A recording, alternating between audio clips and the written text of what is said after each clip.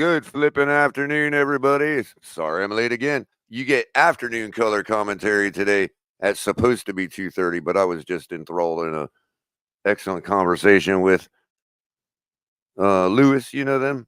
You know Lewis? Anyway, I'm here now. We're going to talk about it. Dolphins won yesterday. What?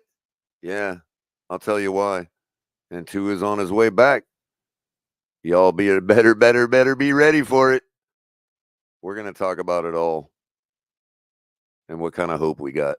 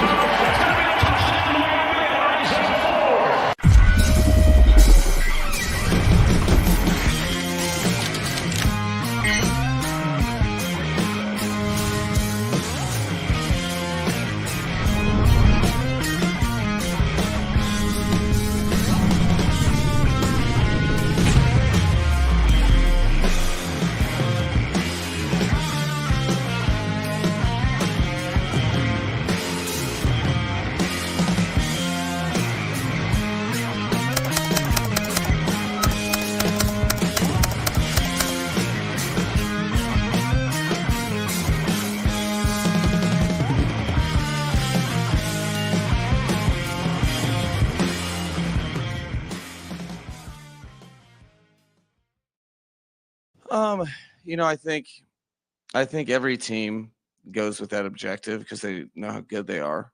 I think that there's been games in the past that maybe they, as they reviewed the tape and where they're at in their careers, where they're trying to be great, they've acknowledged sometimes that they've minimized their involvement by certain things that they can do in their game. However, this game I didn't see that. There was teams always do, so you have to continue to problem solve. Sometimes you think that you have solved the problem and you find out you haven't. So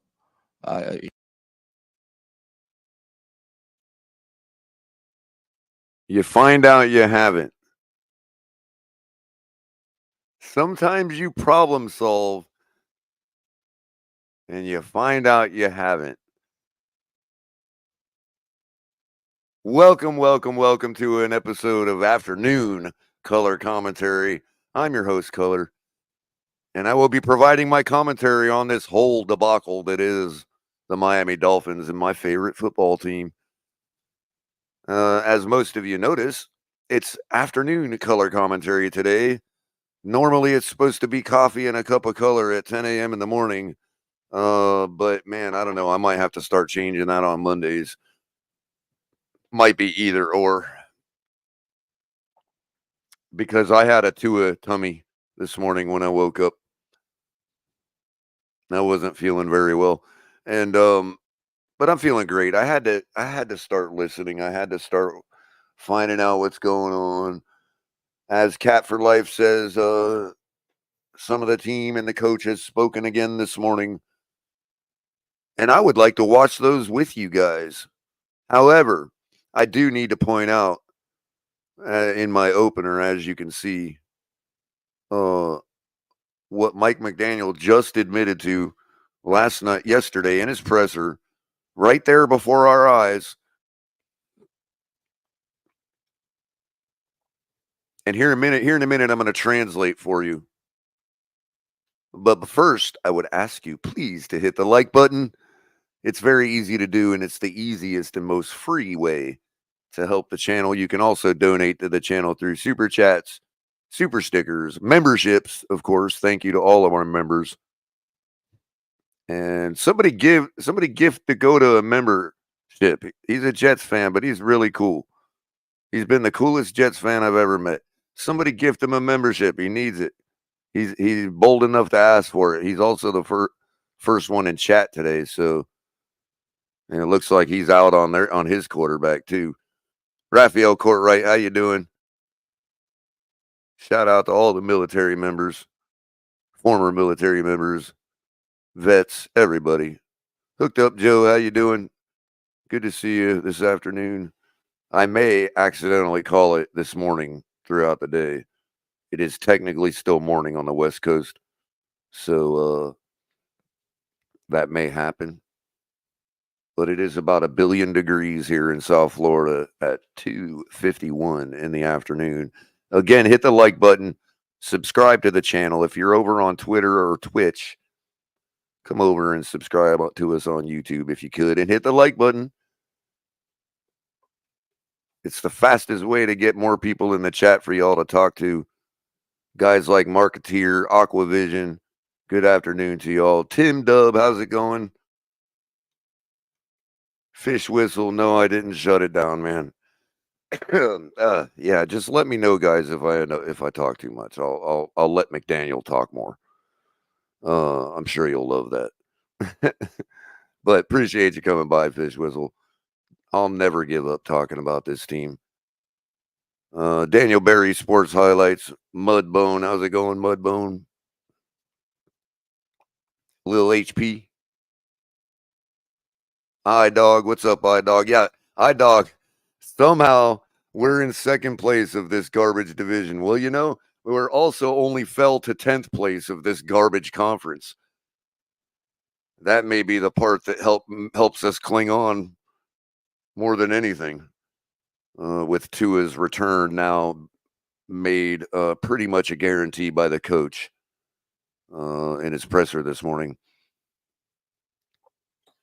And I'll get to that and what I think about that, of course, throughout the show. Probably will be the main focus. Because the question of the day, will Tua save us? Not can he, not should he, will he?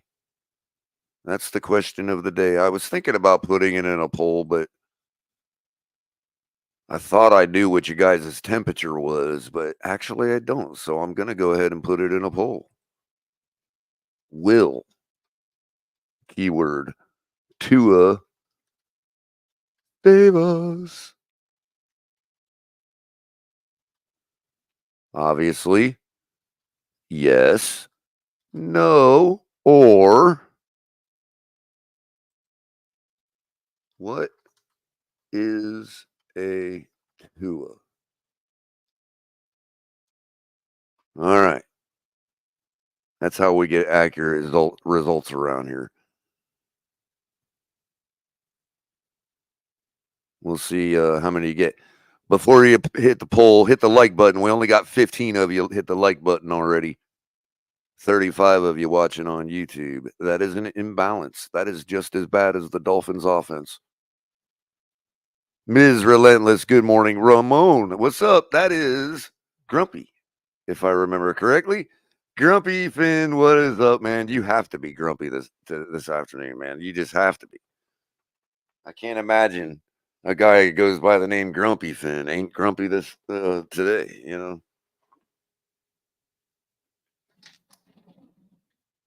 But Grumpy is a very kind-hearted individual. Everybody go follow him on Twitter. Makes for a great space. AP Ryan, how's it going? Red, White, and Bills,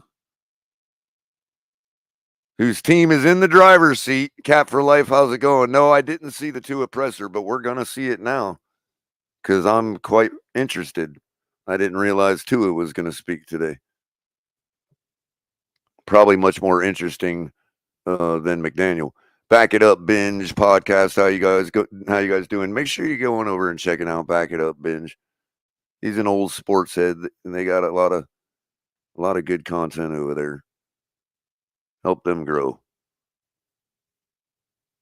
And then you got Dad Dean, of course, with the big old family, and then the whole little pack on the side.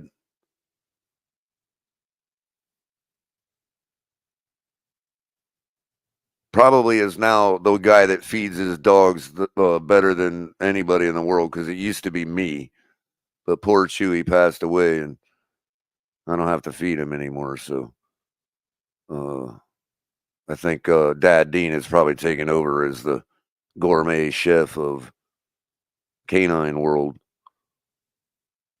New attitude, how's it going? I'm trying to carry that new attitude, like I don't know where it's going to land yet. I'm not totally out on the season. Somehow, I'm not totally out on the season. But y'all know I've always been a realist. When I sit here, I was just saying it today in a space, when I sit here on the couch in my own mind, when I don't have to, I don't even have to be honest with myself. When I sit here in my own mind, I know what score it is. I know what time it is. I'm not dumb. And as y'all know, I'm definitely not a fool. But sometimes fools rush in. What can I say? Look, we're 2-4 now. Yeah, that's terrible. We've been 1-7 and almost made it to the playoffs. Just pointing that out. But really, the question is about what happens if we do win. Could that be a worst case scenario? A worse scenario than actually pulling out something respectable in this season? Because at first it's about respectability. Obviously, you don't want to just fall into the playoffs like always and be a one and done. But given the schedule and given the situation and blah blah blah yakety schmackety, if we went on an 8-3 run, that's kind of respectable in my opinion. 9-2 would be even more respectable. Let's say we still leaked out a playoff win. Well, I'm fine with that as long as it's respectable, because then it gives you hope for next year that you weren't just, faking it. And that's been the main thing. Oh, well, if we can't do that, then what's the point? Well, okay. If we were to, would it matter? A few friends of mine have actually brought up some great points about, look, Culler, even if it is respectable, would it matter? Because you would still be bringing back the whole same cast of characters upstairs, which are the problem that we've been having for the better part of 15, 20 years.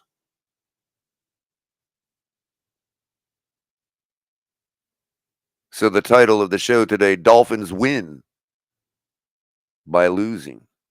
Do you believe that? Or do you subscribe to that thought? I'm not sure if I do yet. When I sit here in my own private mind, I tend to believe that we really just need to get it over with and rip the Band-Aid off. It's just so hard to do it What can I say? So again, welcome to y'all. Andrew Bailey, Daniel Grassi, Adam Sadowski, Mr. Finisher, Money Mitch. Yeah, even Money Mitch is in here today. Manolo, how's it going, my brother Manolo? Matushka, 78. Best case scenario would be 8 and 9. If you mean best case scenario as in that's the best you could expect us to do, uh I probably, yeah, at this point. But the question is, for myself, 10 and 7 is the litmus. Like anything below 10 and 7 to me is worthless to even consider as, yeah, you're a real contender. And but there's those in the community, Carla mainly, that believe that 9 and 8 would still get you in. I might actually agree with that. I just don't. I think at the 9 and 8, 8 and 9 level, now you're talking. No, that ain't nothing I want to continue with next year. But at this point, even if it is respectable, does it matter? You know, if you're a person that believes we really need a clean house upstairs.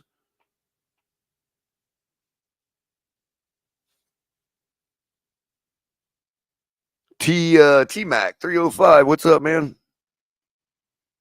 I think I've caught up now, just about. If I missed you or you're coming in after this statement, then you get the biggest hello of them all and the best good afternoon of them all. Thank you all. Make sure you're going over to tftgnetwork.com, bookmark that page, make it your homepage, and that way it's just easy to get to all of our content here on YouTube, wherever else, social media links, all of that. And of course, the TFTG shop, where we've got all kinds of gear that's like inspired by, let's say, funnies we've made over the years.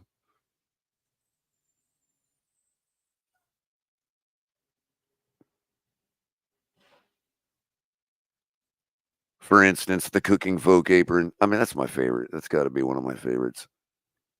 But even like the flag, you got the flag, but you also got all kinds of stuff that y'all know. You've watched our shows.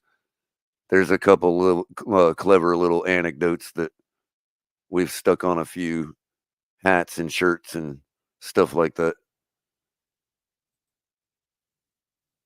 I think one day we'll get the color commentary coffee mug back, I hope, because I don't even have one. Mine broke. Hey, we got 37 of you voted so far, only 26 likes. Man, we got to get at least as many likes as votes in the poll. It's easier to hit the like button than voting in the poll.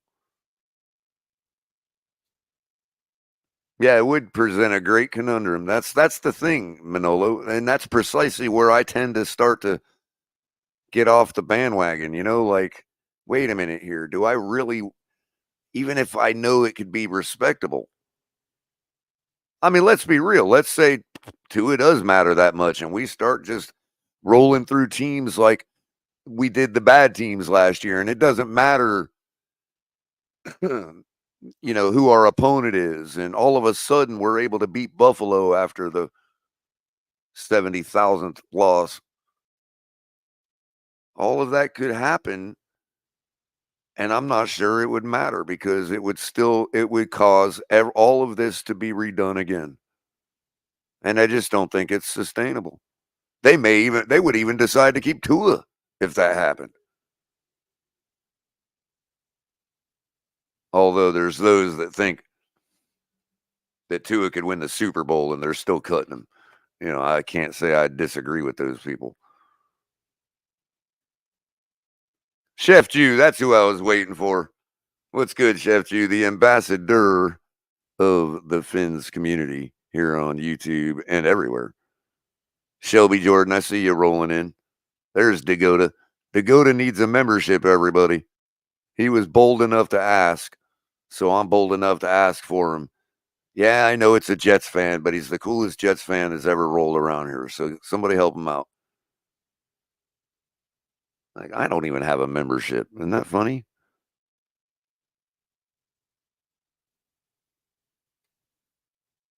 We haven't figured out how to give them out like to ourselves yet. Yeah, we're a bunch of boomers. I'm not a boomer. Cap's a boomer. He won't admit to it, but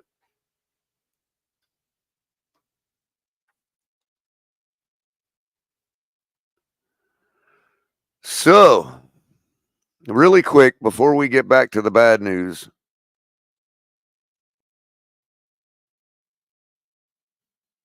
Yeah, Tua is a robot. I think I might have heard. I might remember myself saying that like last night or the night before. Yeah, he's like Mike McDaniel's is actually the quarterback, and Tua is just his avatar. That's it right there, Andrew.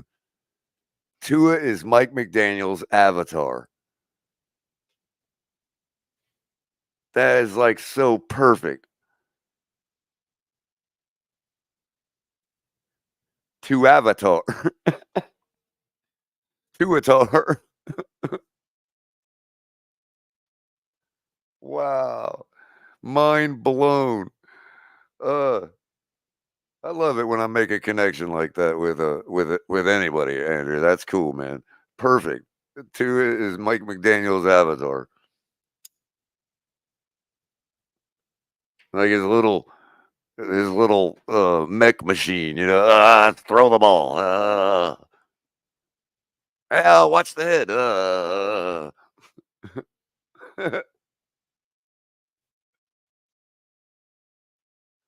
Yeah, Raphael. Or like the movie Avatar. Or like that movie with a what is it? I forget what it was, what it's called, where they're like controlling the mech machines in like boxing matches,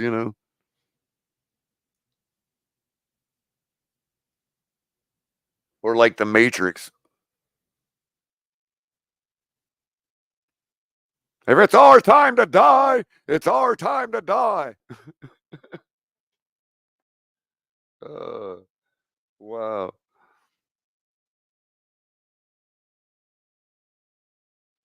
Anyway, very astute, Andrew. Very astute. We're going to get to the bad news. I know we said I was going to wait to get to the bad news, but before we get to the bad discussion, we got to get to the bad discussion. And that's game stats from yesterday. I got to go through it. It's Monday. Sorry, it's just what I do here. First of all, scores around the league. Broncos defeat the Saints, as we all saw on Thursday night, 33-10. Patriots lose to the Jaguars in London, 32-16. They're fully on the tank. They literally called a play to make sure they lose the game yesterday. Seahawks defeated the Falcons 34-14. Bills did their work, 34-10 over the Titans. Bengals defeat the hapless Browns, who lost Deshaun Watson for the year yesterday, 21-14. Packers eke out the Texans 24-22. Man, I didn't watch that one. That seems like it was a good game. Of course, we watched the Colts fall into a win against the Dolphins, 16-10. Lions beat the Vikings on a last second field goal and like 30 some seconds left to do any 15, 18 seconds left to do something to get it into field goal range, and they did it against Brian Flores' defense. That Lions team, they might actually finally get over the hump. Eagles come rearing back on the season, defeat the Giants 28-3, make a statement there. Rams beating the Raiders 20-15 in a who cares game. Once again, Jaden Daniels putting up a 40 burger for the Commanders, defeating the Panthers 40-7. I think that guy has 3 this year. I have to check that. Chiefs just manhandle the 49ers, who are decimated with injuries, 28-18. I believe they lost Brandon Ayuk. Last night, we watched Russell Wilson show why Mike Tomlin was right to have confidence in him, 37-15 over the New York Jets and an aging Aaron Rodgers, who fall to 2-5 on the season. keeping the Dolphins in second place of our division. Unbelievably. Bears and Cowboys were on the bye. And tonight, you got Chargers going into the desert to face the Cardinals, and the Broncos coming over to Nolens to face the Saints. No, I'm sorry, that was Thursday night. The other game tonight is the Ravens coming over to a soggy Raymond James Stadium to face the Buccaneers in Baker Mayfield. So that's good. That should be a good game. That's going to be the game at 8:15 on the East Coast. West Coast or ESPN Plus, you're going to get Chargers and versus Cardinals at 9 o'clock. And you got Lamar versus Baker tonight. Both teams 4-2. Buccaneers are 2-1 at home. Ravens 2-1 on the road. And of course, Lamar Jackson enjoys a comfortable, lopsided record against NFC teams. So if you're one of those people that has to bet the sure bet, you can bet the Ravens will beat the Buccaneers tonight. If you're a person that believes in regression to the mean, you might want to think about taking the Buccaneers. Baltimore are 4-point favorites. Over-under for the game is 49.5, according to ESPN Bet. Weather should be around 82 degrees, and tickets as low as $126. Oh, wow. So a Florida team that's 4-2 commands $126 tickets for the nosebleeds. Interesting.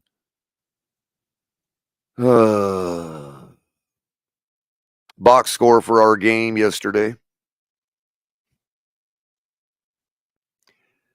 Defense held Anthony Richardson to 129 yards passing on 10 completions, 0 touchdowns. Once again, our passing defense should remain number one against passing touchdowns.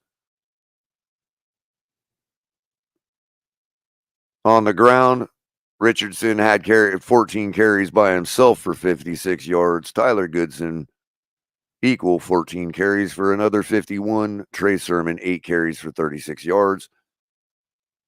And 1 run from Ashton Doolin, giving them 37 carries for 155 yards. On our side of the ball, Tyler, 7 completions on 13 attempts, 87 yards. Boyle, 8 completions on 13 attempts for 74 for a total of 149 yards, 1 touchdown, 2 sacks. On the ground, Achane had 15 carries for 77 yards. Raheem Mostert, 11 carries for 50. Jalen Wright, 5 for 33. Tyler Huntley himself for 5 for 20. Tyreek with 1, Boyle with 1. Alec Ingle with 2 and -1 yards. Total of 40 carries for 188 yards on the day for the running attack. Top receiver of the day, game ball, if we would have won. 7 receptions for 96 yards and a touchdown. That would be number 9, Jonnu Smith. And he's the only receiver I'm going to mention.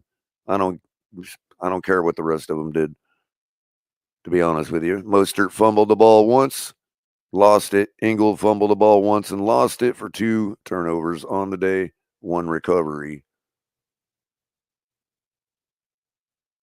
When Zach Sealer recovered a fumble from the Colts. Jordan Poyer, top tackler on the day with 8 total, 6 solo. Followed by Kendall Fuller with 7. Jordan Brooks with 7, plus a tackle for a loss. Calais Campbell, 5 total, 5 solo, and 3 tackles for losses in his 17th season.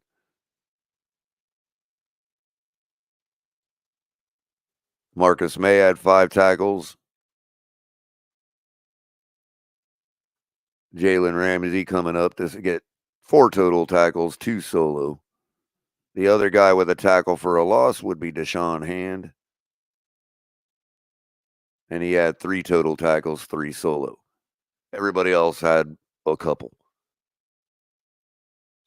Braxton Berrios, 1 kick return for 25 yards, 2 punt returns for 18 yards. Jason Sanders missed a 54-yarder on the day. And he also kicked a 33-yard field goal to go 1-1 on the day in total for 4 points. He actually has more points contributed to the win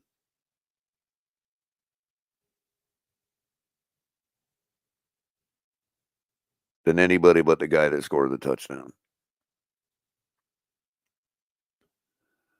That's what happens when you score 10 points. Jake Bailey, 6 punts. He had a long of 59. He boomed one. 286 yards total.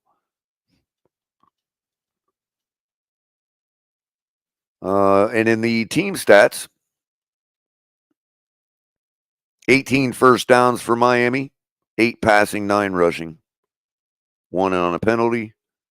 Penalties still charged penalties remain relatively lower than they have been. 6 penalties still needs to be cleaned up because those penalties are coming at crucial times. Total plays, 68 to the Colts, 61. Total yards, 337 for Miami, 284 for the Colts. That should be a winner. 12 drives for Miami, 13 for the Colts. 5 yards per play for Miami, 4.7 for the Colts. We already went over the passing numbers and the rushing numbers. Miami going to the red zone 3 times, completing 1 attempt.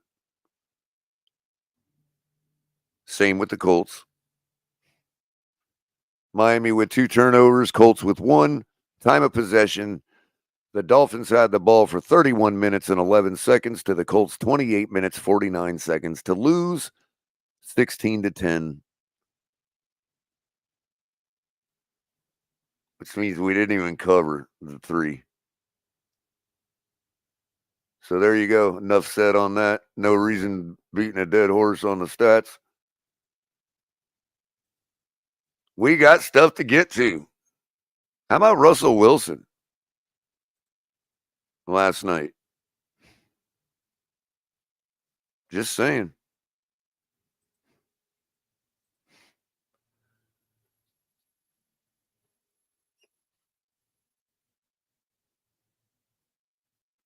Jermaine, I thought somebody might mention that. I've been meaning to ask that question because nobody ever said. I thought the 2 and ears would be all over it to make sure everybody knew, but nobody. You're literally the first person that suggested that. I think you're probably right. I'd have to go look, but it's interesting that nobody thought to push back on it all by saying that yet. But you're the first one. So I'm just giving you credit for that. Jermaine says, by the way, Culler, that photo of McDaniel, Tyreek, and Waddle laughing on the sideline was during the first half of the game when we were up 10-0.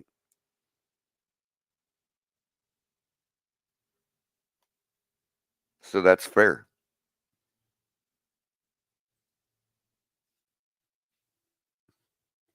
Now you know I can do it, Jermaine. You're absolutely right for pointing that out. I don't think it matters.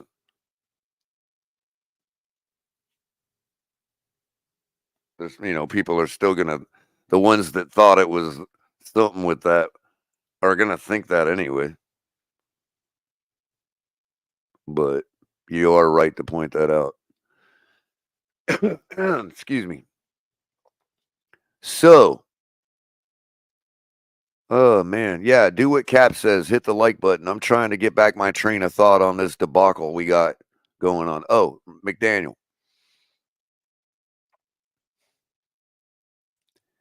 Let me go ahead, in case for some of you that have joined us later.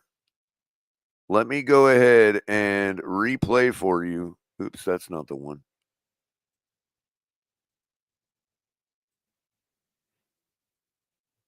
Uh, uh, uh, uh, uh, Let me go ahead and replay for you what McDaniel said besides the uhs and ahs yesterday in his press conference. And I want to decipher it for y'all. Let me know if you guys hear the lawn maintenance people in the background. I got my window open right now. But I think my mic is probably canceling it out. If it's not, let me know and I'll close the window. Yeah, you might, AP Ryan. You might.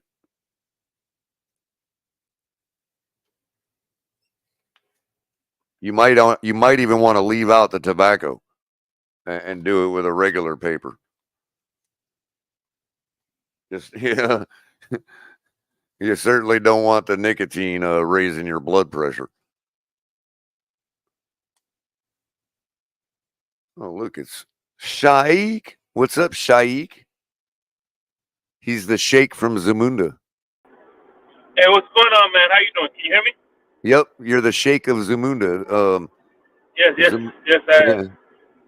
I'm finally home, by the way. Wow, how was the trip, man? I mean, how Yeah, was it the was trip home? actually. Did you get to experience what it was like to be one of the team members on the plane ride home? Oh yeah. I got to see. Actually, I seen Allie too. She was on the plane with me. Oh, on the What's plane? going on, Brazil? Yeah. Did they But have no, like man. was it long enough a flight for them to like break down and serve drinks and all that? No, it was a 2-hour drive. Which what's funny is I downloaded Seinfeld episodes, so I was able to watch the Seinfeld episodes. Oh, right on, right on. On the plane. But no, you know what? What is was Jaden Daniels the first quarterback taken off the last year? I don't remember, to be honest with you. Let's Yeah, I see. don't I think can he I was can look. either. I can tell you exactly what his draft position was. Uh-huh. In the meantime, you mentioned that there was a pretty good showing of Dolphin fans at Oh Lucas yeah, Oil. I would say a good 25 to 30%. You know, we could see them on the TV.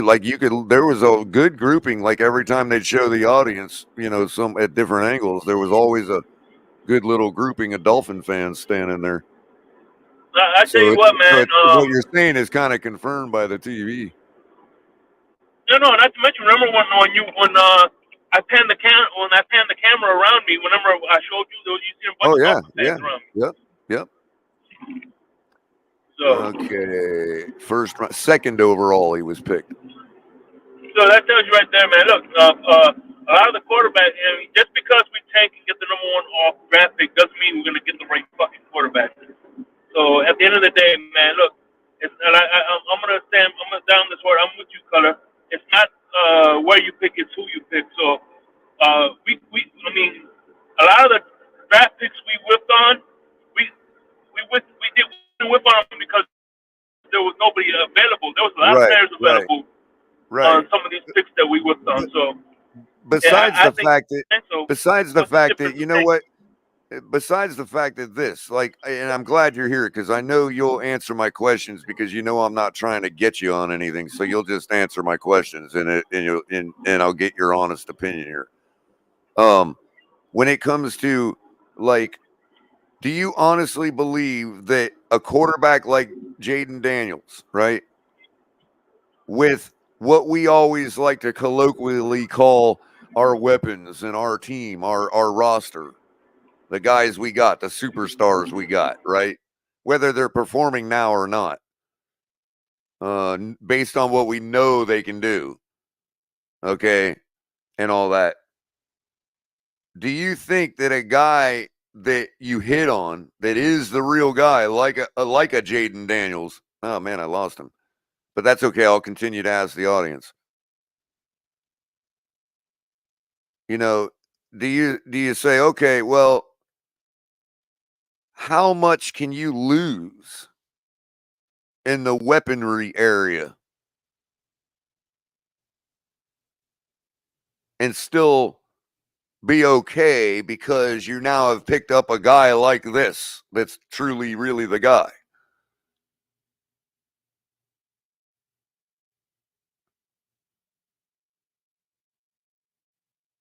because there are so many options and ways to either get somebody you think is the guy, or in the draft say, hey, we got to do this and whatever it takes to move up. And because we've got 5 billion picks from having traded somebody, or even, the players themselves. Have you been able to hear what I've been saying, Shake? No, I freaking drove through. Oh, that's okay. So to be Sorry about honest, that. What were you saying? that's okay. So to be honest, where are you a person that thinks we didn't need as much as we quote unquote have in weaponry? If you're talking about a guy being truly the guy, like a Jaden Daniels of the world. No, I mean, we're more than one quarterback short of a freaking, winning the, you know what I'm saying? Well, what Look, I mean is, what are you gaining by the quality of quarterback as opposed to what you're losing when it comes to Tyreek, Waddle, any other superstar on your team? You see what I'm saying? Because if, let's say we don't go 2-15 and we're stuck having to make a move to get to the first overall pick because that's what we've decided to do or whatever, then who's to say that first overall pick can't overcome whatever players or weaponry, quote unquote, that we have to lose to move up to first overall? You see what I'm saying? yeah, correct. And again, even if we can go first overall, even if you lose some talent, how quick is it quicker to rebuild that talent or rebuild the entire team? Because if you go 2-15, you're losing your entire team.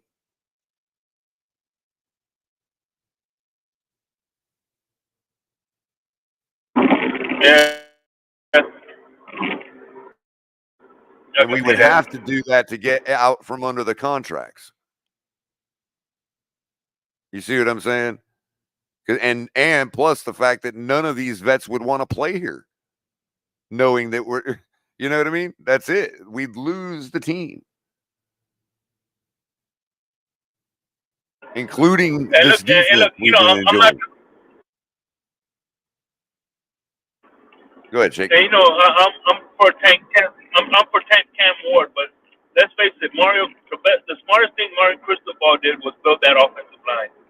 And I think a lot of, I mean, he's a good quarterback.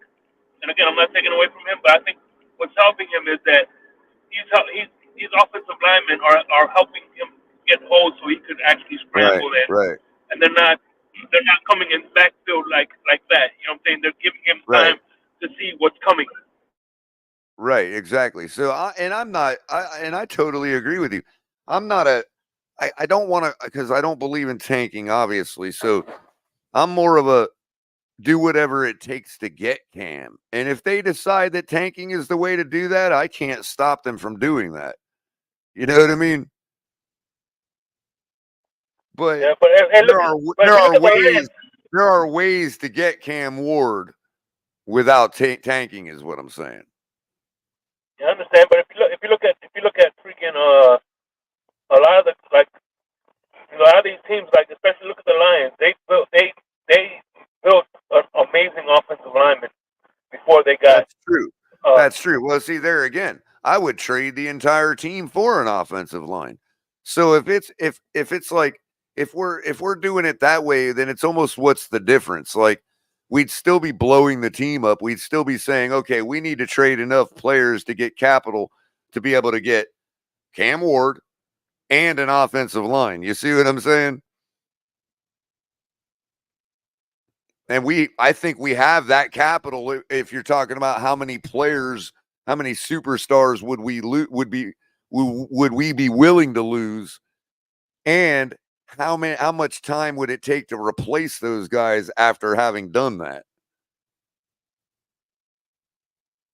if that amount of time is longer than just tanking altogether, then obviously that's probably what they'd be weighing. You know what I mean?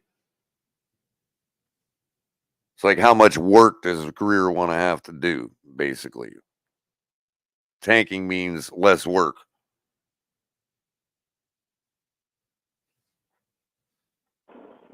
FYI, Sean, those are fighting words. A crystal ball in here. Yeah. Oh well. Yeah, we got a lot to clean up on defense before we even talk about who's who on the offense. Offense is doing their job over down in Coral Gables. That's for sure. What's funny is whenever they throw a flag, the what's it called, the little screen that moves around that rotates and scores turns yellow. It looks like outline, like police line tape, whatever. You know how many times it's unbelievable how many times I've seen that ticker thing go yellow. Oh my God! With the amount of penalties we had. By the way, man, hey, listen. So after was at the third quarter, they did a parachute drop of T-shirts, giving away T-shirts. Yeah, I saw that. As soon as I walked into the stadium, I got a towel with a bracelet, little bracelet I gave to my friend, whatever. I kept the towel just for the momentum, but you know what I'm saying? Right. Oh, so you got one of their we can't call them terrible towels. No, but it was a Ryan Clark towel to commemorate. Right. And we can't call them we're terrible towels like we call our towels. By the way, that's what I call our towels, the we're terrible towels. Yeah, that stadium was beautiful. It was a lot better than the Vegas stadium, I can tell you that. I just think it looks like a department store on the outside, man. Looks like you're going to an auto mall or something. I can tell you what, the tailgates are a lot better, and of course, obviously at the Hard Rock. But well, I'm sure I'm sure them Hoosiers fashion themselves as some good barbecue too, even though Kansas City would argue with them. You know what I mean? And Chicago and Green Bay and everybody else would argue with them. You know what I mean? But they do all right with their cooking, and I thought, dude, I think Illinois in particular has really good cooking, man. Even their McDonald's go down. There's a across the street over there, like a fence. There's like a spot right across the street that looks like a bunch of crack deals go down. They were tailgating there too. No snow though, huh? No, but I tell you what, they're 50 degrees. Only time I was ever in Indianapolis, it was snowing, man. Their 50 degrees feels like 70 degrees. Our like a 70 degrees here. I know, it's gorgeous, ain't it? Yeah, it is. Until nighttime comes, and you be freezing your ass off. Yeah, like I said, when I was there, it was snowing, man. I hated it there. But you know, you didn't see Tyreek on the interstate or anything, rolling his McLaren out there or anything, right? No, I didn't. Yeah, as a matter of fact, it was like the second quarter. You know, 60 miles an hour out there, 60 miles an hour up there might get you killed, dude. Oh man, with the road so hilly, like you up and down, it's like it's fun though. No, I mean like anything under 100 might get you killed. Damn.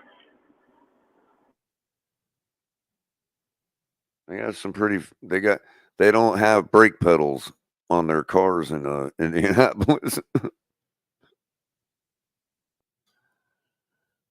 Shake's like the rental car did. Yeah, that's the rental car. No, I was with a buddy of mine.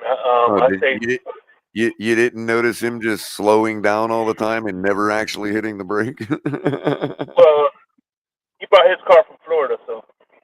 Oh, okay.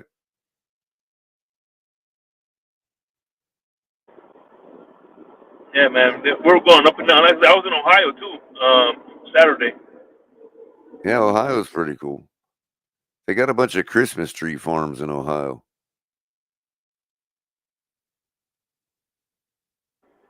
Oh yeah, but hey, Tua's back, right? I know that sounds odd that they grow Christmas trees, but Yeah, Christmas trees. yeah, they don't just go top a bunch of pine trees. They actually grow miniature evergreens. So it looks like a, sort of like a palm tree farm down here. You know what I mean? It's like you'll see a bunch of the Christmas trees all just lined up in columns. So who knew? Damn, I wonder how they transport them. Yeah, I just assumed they freaking went and topped all the pine trees in the forest, you know? One thing I did see a lot of was cornfields. Oh, yeah. In Ohio. That you'll see there. You might see a tornado every now and then. Yeah, but most of the cornfields was already chopped off. They already chopped most of the corn down. Yeah, yeah. Same with Illinois around this time of year, too. It's all chopped. They don't just burn it like they do the cane fields here. Anyway, so I'm gonna play this clip from Mike McDaniel and from yesterday. Once again, I opened the show with it, but I want to play it again. I want to play it again for the late arrivals. Everybody hit the like button. We got yeah. What's up, Jake? No, I'm gonna hop off.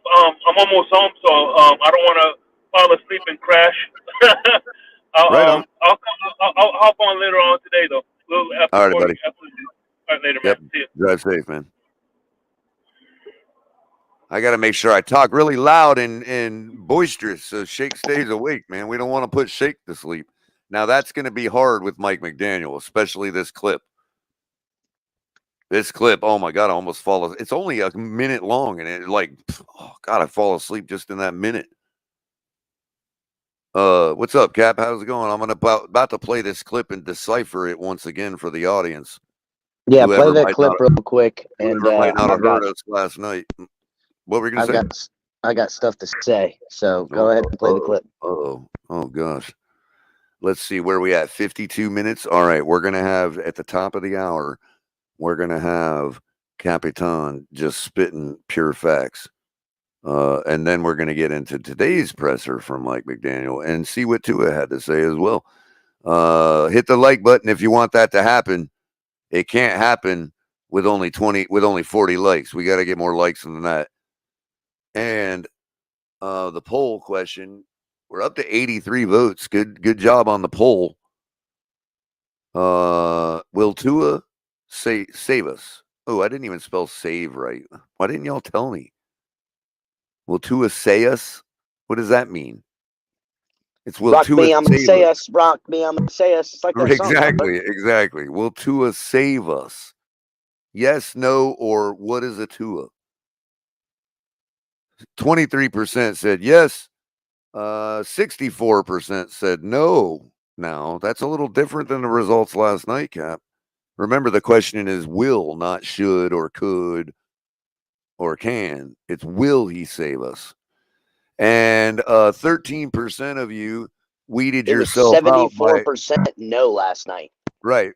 Well, okay. So it's 64% no here, and 13% said what is a Tua? So that's obviously the same thing as saying no. Yeah. So yeah, same results basically. 77% say no. 3 out of 4 say no. Wow. It is crazy tank time, ladies and gentlemen. Well, but they also said get your vote in. 7% that they're not tanking. So riddle me this. I know. Isn't that crazy? Oh, that means that 70-some% of our audience just think we suck. I would say more than half of that 75% would say that. Yeah. So the confirming poll question that we need to get to eventually this week is, do we just suck? Yes. Well, that's going to come in as a heavy yes right now. That's why I'm waiting until it's a little. Yeah, we'll have to wait until we beat the Cardinals, hopefully. Yeah. Well, Culler, this Well, real clip quick. yeah, go ahead. Oh, yeah. Let me get through this really quick. I think every team goes with that objective because they know how good they are. I think that there's been games in the past that maybe they, as they reviewed the tape and where they're at in their careers, where they're trying to be great, they've acknowledged sometimes that they've minimized their involvement by certain things that they can do in their game. However, this game I didn't. They have minimized their involvement with things they could do in the game. I mean, that's the only way I could take that is that they weren't giving it their all. I mean,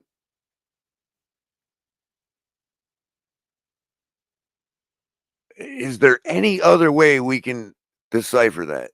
Is there any other thing we can interpret from that statement? I mean, them minimizing their own involvement means that. If he would have said their involvement was minimized, but didn't blame them directly, we could interpret that as they've been taken out of the game plan and shelved a little bit because of the quarterback changes. But that's not what he said.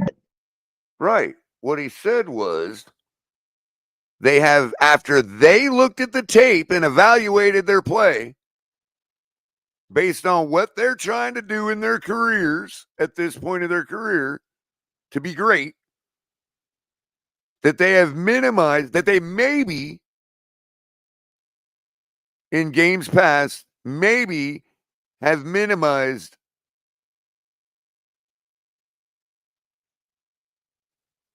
their involvement with what they could do in a game.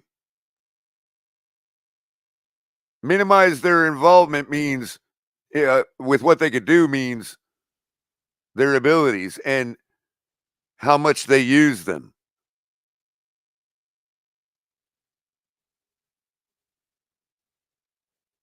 That's like if you were to say, I want to go slow in my car, my hot rod. So what I'm going to do is I'm going to minimize my foot's involvement with the gas pedal. I might even increase my foot's involvement with the brake pedal. That's literally what that means. I'm not stretching it or reaching or seeing something that's not there. Let me just finish him out real quick. I didn't see that there was right. He said all that to take the initiative so that he could then tell us he didn't see any of that in this game. So he told on himself and the rest of the players in order to excuse them from that for this game, in order to claim he didn't see it this game. Well, it's like, wait a minute. You never said you saw that in those other games before.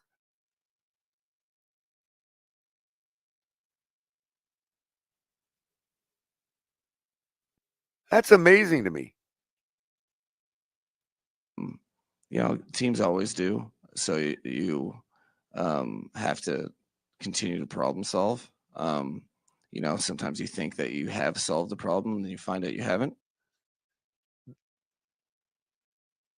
Sometimes you problem solve and then find out you haven't. That's because you identified a symptom, McDaniel. You never identified the problem. You never actually problem solved. You've been solving a symptom this whole time. Sometimes they mask themselves as problems because problems can be symptoms and symptoms can actually be the problem sometimes. But he never actually identified the problem.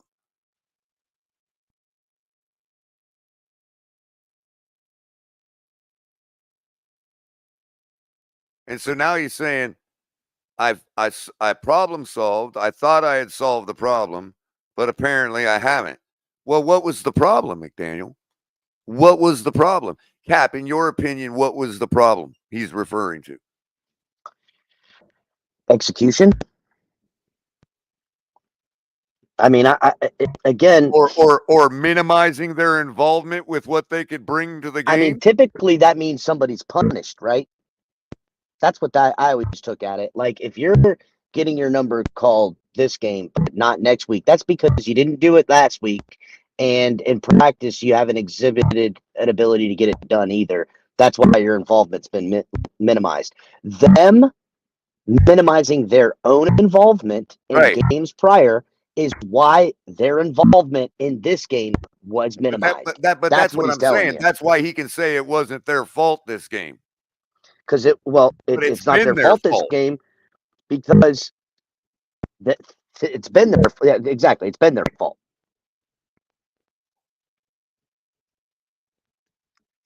Well, later in the presser yesterday, he goes on to say, and you can back me up on this, Cap, and kind of correct me if I get it wrong, or get it, remember it wrong. He goes on to talk about with the fumble thing, that he realized that, like he basically said he was dipping his toes in the water as to what it felt like to discipline the men. And that he had to feel what that was like first, and blah, blah, blah, and all this other esoteric nonsense.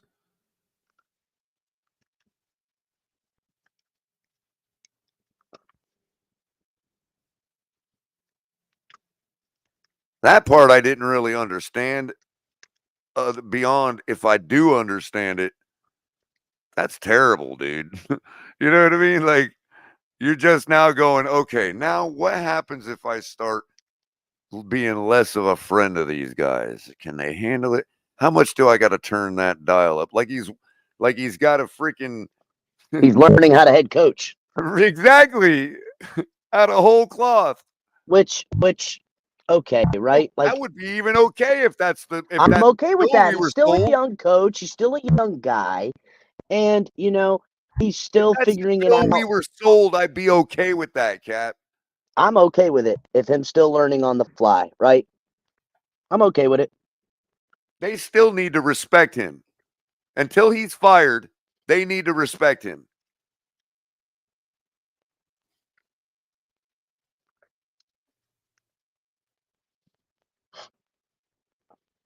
Part of the reason we've had a revolving door in coaches is because Stephen Ross lets the players decide that.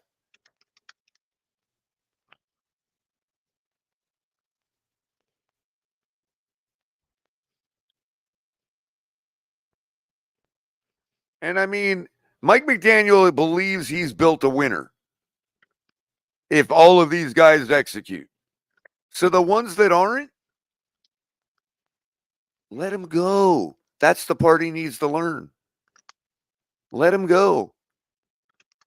10 years from now, as much as they might hate you or think you're a dick, 10 years from now, after they've made a whole nother part of their career or whatever at another team, 10 years from now, they're coming back to you and hugging you on the field when they meet you at the middle of the field.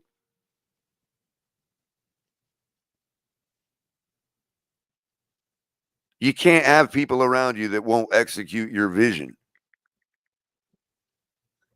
Because what happens is people like me and people like Kat, we understand all that, but we're still fans and we don't give a shit. If nobody wants to execute your vision, there might be a problem with your vision. A la Adam Gates. Right. And I really don't, I'd rather not go there, bro. Not yet. Surprisingly enough. Partly why I think the title is Dolphins win by losing. Because I think the more this happens, the more as a fan base we win. Like Capitan always says. You know what I mean? The more eyes get woken up, the more people are aqua-pilled or orange pilled. We'll call it orange pilled since orange is my favorite part of the team colors, right? Y'all are being orange pilled. You're waking up one by one. And the more this happens, the more we lose like this, and the more it don't matter when Tua comes back in the end, the more we win.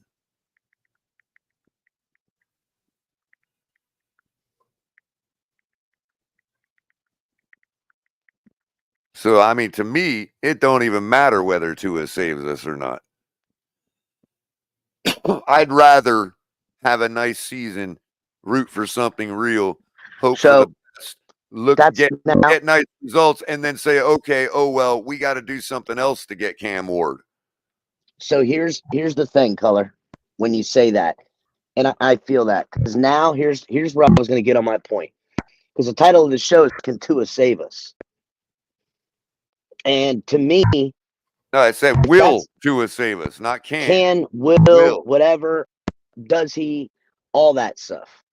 Now it doesn't matter. If the answer is anything other than a resounding yes, then we really need to understand what's happening here. Because I went through to his contract. Okay, at this current moment, the Dolphins can cut Tua and be on the hook for a negative cap hit of $56+ million.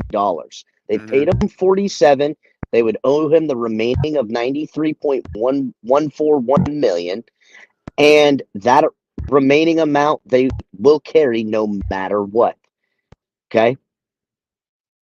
If they don't cut him by March 14th, they are on the hook for the entirety of the 2025 season and most of the 2026 season. The only amount of money the Dolphins could get back for the 2026 season would be $15 million, which is $15 million short of the $167 million that they'd be on the hook for. Ultimately, the Dolphins would be, for these 3 years, paying him $160 million almost. Okay? It comes out to like $153 million and change. The kicker of all this is the injury clause. If Tua gets that's injured, precisely the meat and potatoes I wanted to get to. That was the question I was going to ask you about. If he gets injured, the water gets extremely muddied to what they owe him remainder of that season. So I'm going to try to pull it up here. Can you still hear me, Culler? Yeah, you're good, man. Okay, I'm going to try to get it back up here and read what I read earlier. Just let me know if you lose me. So I'm going to read it exactly how it is written. 93.17 million guaranteed at signing. This includes the 2024 signing bonus and salary, 2025 salary, and 2025 option bonus. The 2025 option bonus, $25 million, guaranteed, exercised between March 12th and March 14th. $54 million in 2026 compensated fully guarantees at March 14th, 2025. Injury guaranteed at signing. That $54 million will be on the hook for the 2026 season if Tua is injured.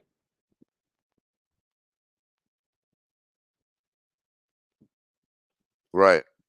So that's the part I really wanted you to clarify, was the injury part.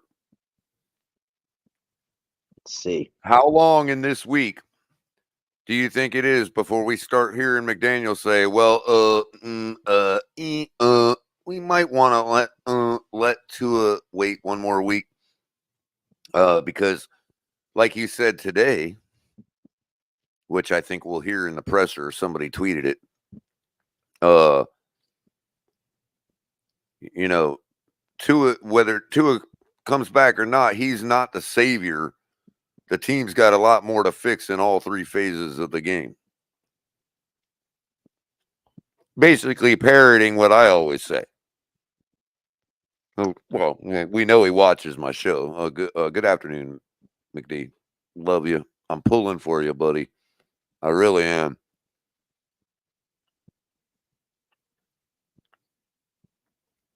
So, you know, if you don't have any comment on that, I'm gonna actually pull up his presser from So today. I'm just trying to mull through it a little bit. Mm-hmm. I mean, I guess the Dolphins would only. Just reading how it's written here. And this one I will be operating in 1 1/4 speed. I wanted you to get the real. I wanted you all to hear his words at regular speed from yesterday's presser very clearly. So, but this one I'll be playing in 1 1/4 speed. Go ahead, Cap. I'm just trying to clarify. So again, it says 25 million guaranteed exercise between 12 in March 2025. So 25 million option bonus is on the books.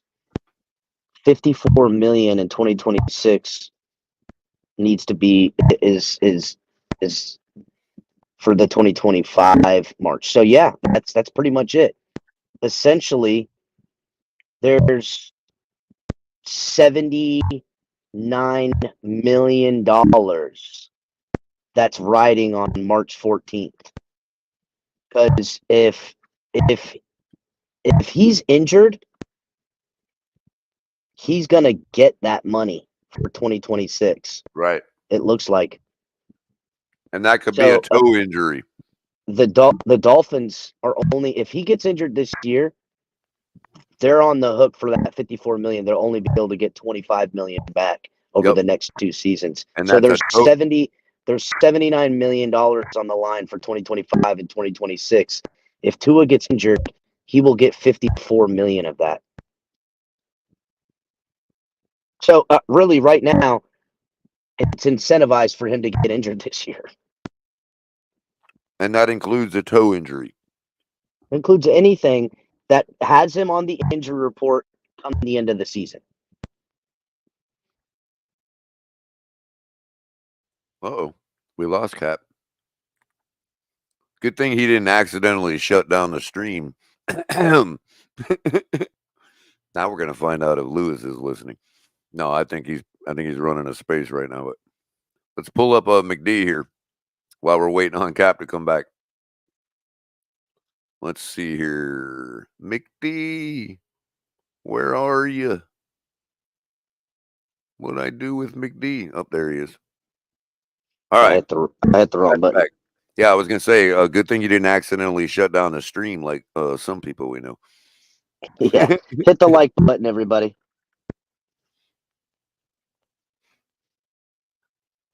Yeah, it's just, again, the Dolphins don't cut him in March, or if he gets injured before the year's over, we're pretty much rolling it out. Again, this is why I was saying all off season, the Dolphins are going full tilt with the team they possess for 2024, 2025, 2026. Mm-hmm.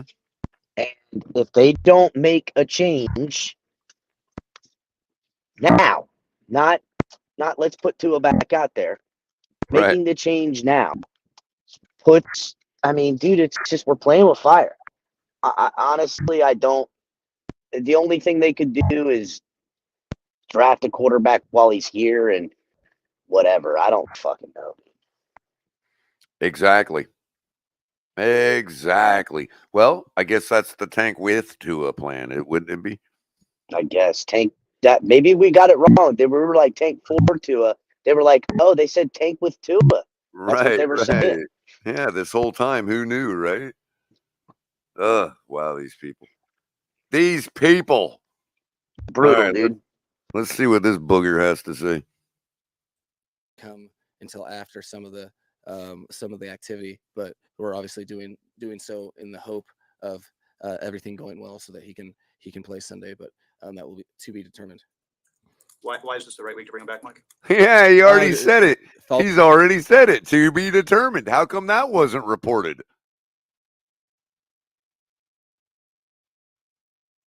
He just said it. To be determined. You know, sure. Tua ain't coming back, guys. Oh no, Culler, he's coming and- back. All right. After all of that, what you just said, Well, Culler, I'm talking about what they should do. They do the opposite around here, Culler. If they were going to listen to logic and listen to reasoning and competency, they Yeah, but would have you have- heard us the last 3 but years. you said it yourself. 75% of the fan base is pretty much done with Tua. They have the leverage to finally do what's right. No. You know what they do? They have the leverage of who's left, Culler. What they want is that other half of the fan base that they were cucking to come back. And they Not would if that's rather gonna be, not they if would- that's going to be listen, replaced by all them fans in Coral Gables that don't watch the Dolphins, dude. Culler. Let's look at dating back. We'll not think this year, but let's go 2023, 2022, and 2021. How many potential games Tua could have played versus how many games he did play? Well, I think they said it was like 15 games he's missed or something Okay, over the first 4 years. over his career. Yeah, that was in that. So, you know, I don't know. That's a weird stat because he rode the pine his first year. That's why I don't want to take his rookie year. I want to take the sophomore year, the junior year, and last year. So the last 3 years of his career, the amount of games he's missed in those 3 years, the Dolphins pretty much can get as much money out of the fan base playing him that same amount this year, next year, and the following. And they're fine with that because it's about the money and the hype, not the reality. Apparently, the team is about it too. The players.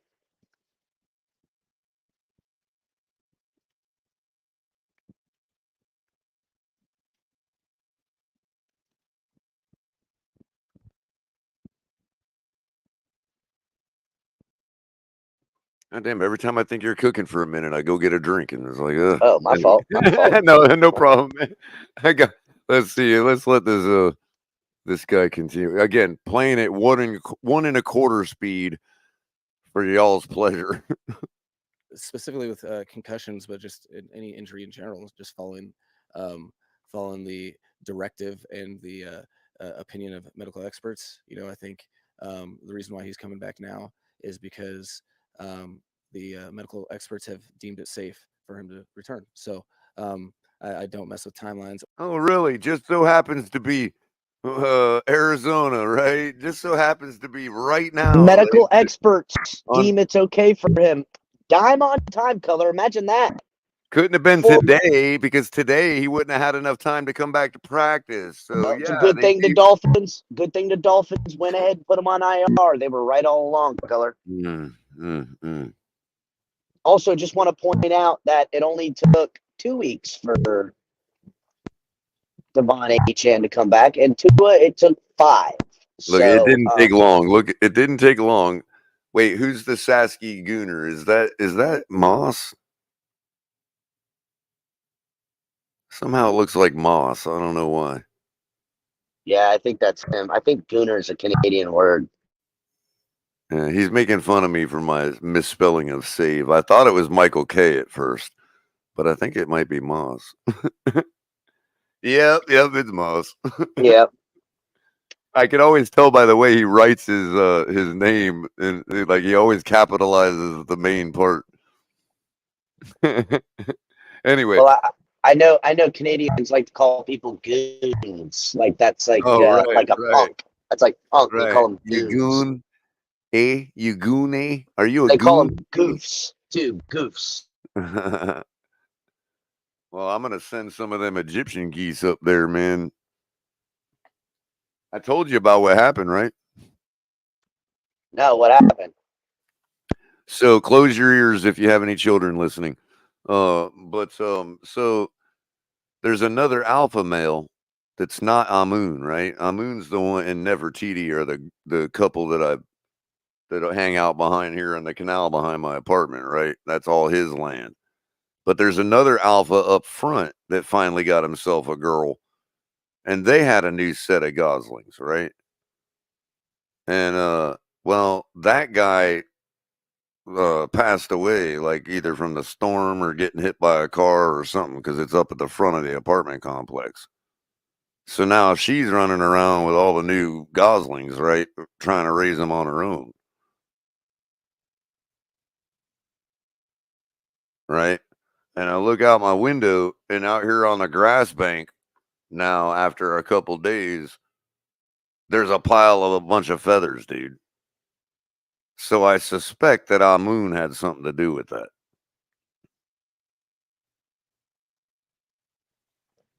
Or maybe it was Amun's wife not liking Amun, snuck it over there. Like she wasn't willing to take him on. You know what I mean? Yeah, and or yeah, you know what I'm saying? That's crazy. That's like wild. That's like wildlife going on right in front of my eyes, dude. Out It's not here just in the middle of, wildlife, but it's a lover's triangle at this point, yeah, Culler. I This know. is straight up drama.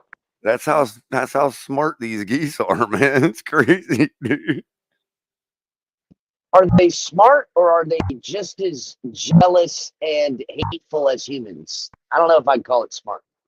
I don't know, but because they just had a batch, but theirs are big enough to almost be ready to fly. So she could have probably taken them on. You know what I mean? But the sad reality is that's not how things work in geese land, apparently. Who would have known? I know, right? Hey, poor gators missed out though, because as I keep telling everybody, the geese don't lose their kids. Like this alpha male goose, he's had six goslings, and they haven't lost a single one, and they're all about ready to fly and leave home. You know what I mean? Not a single gator has gotten them. Not a bass. Not another predator bird. Not a dog. Nobody. These geese don't mess around. You can't. I wouldn't suggest walking up to them if you're in South Florida. Not unless you got a golf club. Anyway, back to McLean. You notice again, I pointed this out last night, Cap. You might remember how different he looks from one press conference to the next, from right after the game to the Monday morning. Oh well, Monday morning he had Tua in the building, Culler. And how he carries himself like he got a phone call from Ross patting him on the back saying, "It's okay, Culler. kid." Again, you know. He was somber. And now he got his boo back. His Tua boo back. Exactly. Yeah, especially not them Egyptian geese. That's the species we have down here. They're brutal. Or try to overcook or forecast. You lean on experts for matters of the career, and that's what we're doing here. Mike, the decision to place him on injured reserve, did that also come from medical experts' recommendation, or was that more of a team being precautionary or erring on the side of caution with him? Yeah, that's be a good one to tweet out. I feel like I've answered it like 6 times, but like the medical experts deemed that he would be best served with time, and that in terms of the roster and equating what that timeline looked like, it was a little unknown. And so when the brain's health will be determined by the time you make that decision. Each concussion's unique to its own, but that's why you have to really rely upon people that study the brain for a living, and that was the driving force. Will Tua wear a Guardian cap when he returns? It's a great question for Tua. I think contrary to popular belief, it is as it's collectively bargained. We aren't allowed to mandate things that aren't mandated in terms of their attire, and I think in terms of his career, we just have a high priority to pass forth information and knowledge so that decisions can be made with the full breadth of information. And I think that I always preach that it is the individual player's determination if they want to do so. And so what you don't do is skirt the information gathering process, and you make sure they're well informed and they have access to all the available options. Is this all about the NFL using us to like desensitize the fans to the Guardian cap? Because you notice Achan had one on.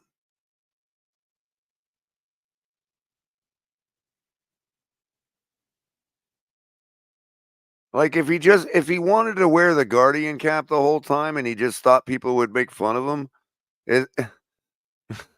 like Thing, really? Culler. Here's the thing. All I keep hearing is doctors, player safety, medical experts, all this shit. You're telling me that putting him back out there is the medically sound player safety right thing to do? I'm just asking, man.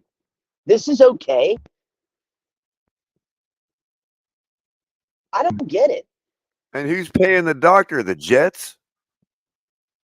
I don't get it, man. If Tua comes back and in week 2 back against the Bills gets concussed and fences again, I'm going to fucking lose it. What if I'm it going happens? Wait a minute. Had anybody considered this? What if it happens with a Guardian cap on?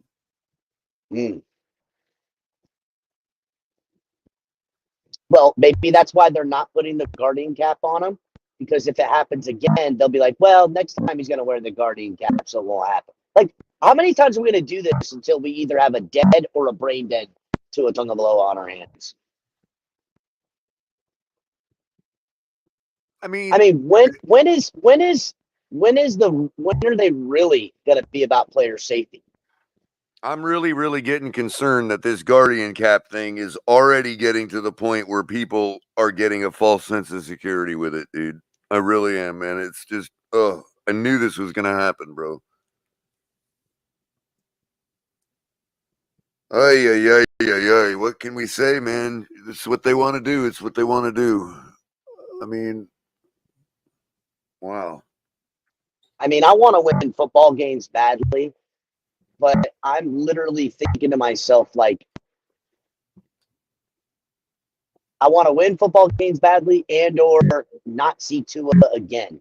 I don't want to win football games bad enough or not see Tua again bad enough to put him out there for him to fucking have a fatal injury on the field or a life-changing, altering brain injury on the field. Right, like they roll him out. They roll him out Tuesday morning for the presser, and he's drooling. Yeah, like what in the fuck are we? He looks like Jimmy Carter coming out there. What the right, fuck? Right. Yeah, that's what I want to see. That shit's gonna. I swear, dude. I'm going to. Hey, am I the only one? Hey, wait, real quick. Did you? No shade on Jimmy. I mean, he's an ex-president, so much respect, whatever. Even though you were a terrible president, but that's beside the point. I wasn't alive.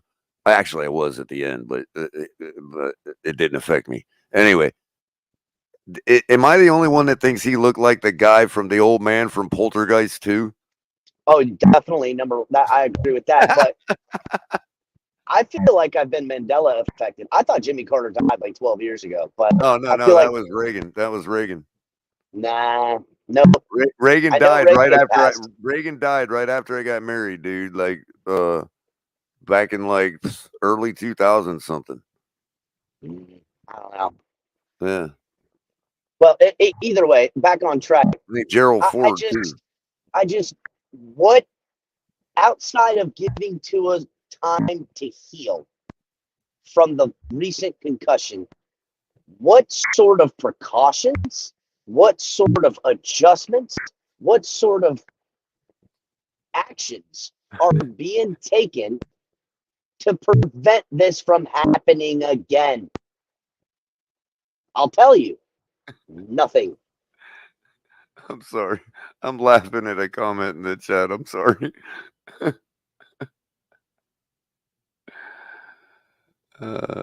Oh wow, really, Manolo? I didn't realize that. What he said? I guess the guy in the Poltergeist was in treatment when he filmed that, and he died shortly after. Damn. So they figured, hey, let's find a guy who's almost a real Right, poltergeist. right. Jesus. God is in His holy temple. Dude, that movie freaked me out, man. I'm sorry, man. He still freaks me out, bro. That old man should have played in The Exorcist in some kind of role. You know, I mean, they would have made it even that much better. I don't know. There's the other guy that Joe Biden looked like, the dude from Phantasm. The guy from Phantasm. That I was like, oh fun. He just grow his hair out. That's the Phantasm dude. Oh wow. You know, with the floating balls that had like the blades in them and shit. Wow. But again, like for real though, about player safety, like enough with the fucking player safety bullshit narrative. Y'all don't give a shit. You don't.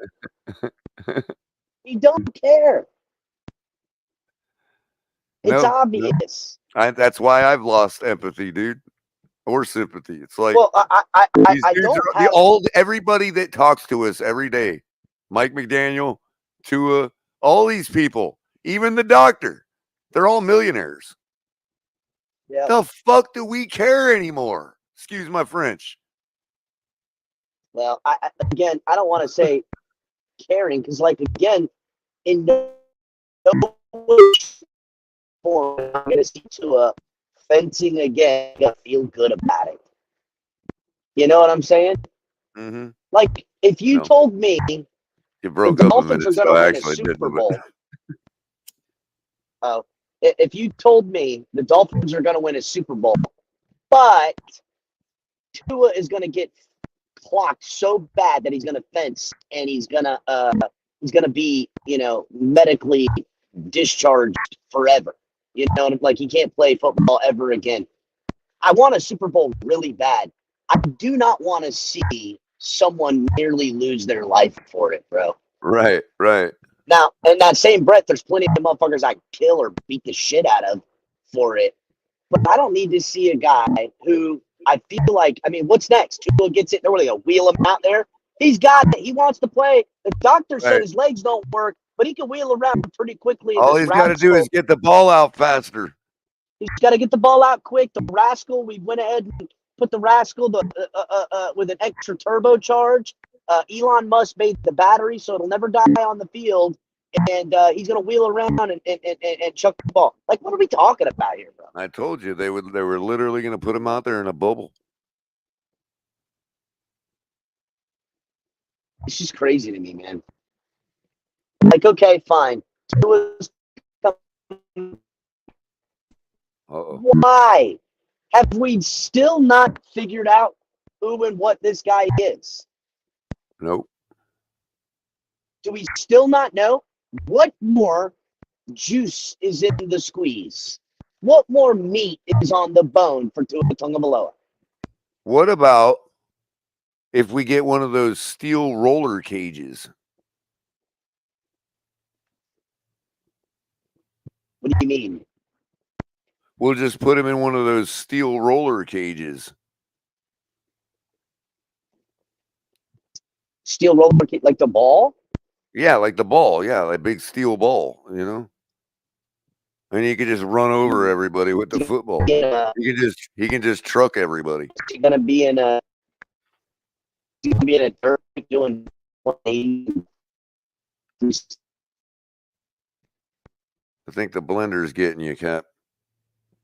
Otherwise, that was a really funny joke. Yeah, I'm driving on the highway. It's a bunch of fucking. See how the internet ruins our punchlines now? Towers on my drive.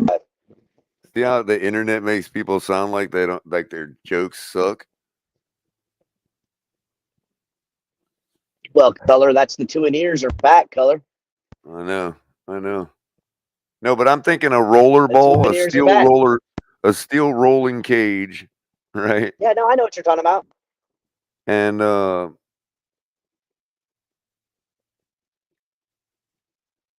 trouble is, how do you get the ball inside of it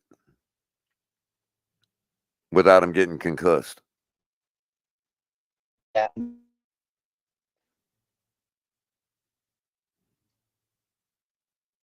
And see what they're doing to us? You see Cage. that? Full evidence right there that they're How do they attacking. get the ball out of the cage? I know. Well, as long as it crosses the goal line, it's okay. We don't need to get it back out of the cage. He can just truck everybody. What if he gets concussed in the ball and can't and latches on the inside? Now what do we do? I know. I mean, Have this to is bring what we're talking welders about here. out to every game just in case. Just in case Yeah, we got a this- plasma cut fucking Tua out of his fucking roll cage. Right. But this is what we're talking about here. And it's like, oh, jokes. Yeah, we're joking because we're 2-4, and we think that a guy that can't stay on the field is going to take us to the promised land. And this guy's Again, up I'm here at the just podium to sell worried, it bro. to you. Again, not just worried about my football team and winning games because that's what I want, but at what fucking cost, man? At what cost? Because these people would rather see Tua go out there and risk serious brain injury again and again and again until he's fucking dead. And they claim to be the people who actually care and love Tua. I would say that No, you know what they're saying to him? You know what they're saying to him? They're saying the market is the market. yeah, they're saying show me the money. Exactly. Show me the goods. Show me the services for the payment rendered. Yeah, well. I mean, at any tendered, point, I should say. At any point, including now, the Dolphins could cut their losses with them, and it appears to me that that's not what they want to do. They want to, and again, they're going to find themselves sustaining more losses that they can't get out of for 2025 and 2026 by rolling him back out. It's crazy, dude. What has happened to the Dolphins, man? I was talking about it last night. I checked my scandal watch, right? Like we're due for a Miami Dolphins scandal. It's just been too long for us to not be in the news with a scandal. And I guess, there was a little bit of a scandal week 1 with the police and Tyreek Hill and stuff. So maybe that counts, but if not, we're definitely due for a scandal here directly. And I fucking hate Stephen Ross, dude. All this guy has brought to this organization is shit that doesn't matter about winning football and putting money to what makes money rather than what wins football games. Unreal. All right, let's see here. What else he's got to say? Which is supremely important to me. And then players, and when they're making choices that relate to their play and their careers, as it's negotiated in the collective bargaining agreement, I appreciate the individual determination for how they play. So, good question for him. You have a sense of who his backup will be this week? Not as of yet. It's to be determined. Some information still need to be gathered. And I heard you guys didn't want to wait till like 6 or 7 tonight for this press conference. So, Is your sense that Snoop's injury might be season ending? Or my sense is I have no senses about it yet. It went from all right. We'll keep you updated and abreast on whether or not he can come back into the game to he will not be coming back into the game. So there's still some stuff going on with the evaluation process, and I'll make my determination on that with alongside the coaching staff and Chris. Does that include game evaluation? I mean, is he more injured if they don't like what they see on the film? Probably that'll probably come tomorrow where I'm kind of making those thoughts out. Mike, if I remember this correctly, the last time Tua came back from a concussion in 2022, in that first game, there was a moment where he lowered his shoulder and kind of initiated contact at the end of the run. Comes back to the sideline, is like, "Sorry, coach, I needed that one."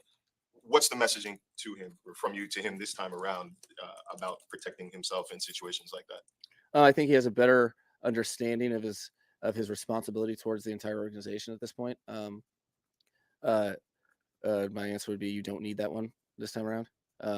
You don't need to, and I think I think it's been eye opening too for him where he was at a place where he really felt comfortable attacking the nuances of the game, and he's just in a different place as far as a leader of this team, and feels tremendous responsibility to do everything in his power to be on the field. So part of that is protecting yourself. Part of that comes I've got to make sure that he's properly protected, but at the same time I can't control everything, and he has to be able to protect himself for him to regardless of the first down conversion that he's trying to get, for him to be on the field with his team, that he needs to be smart about how he engages in contact.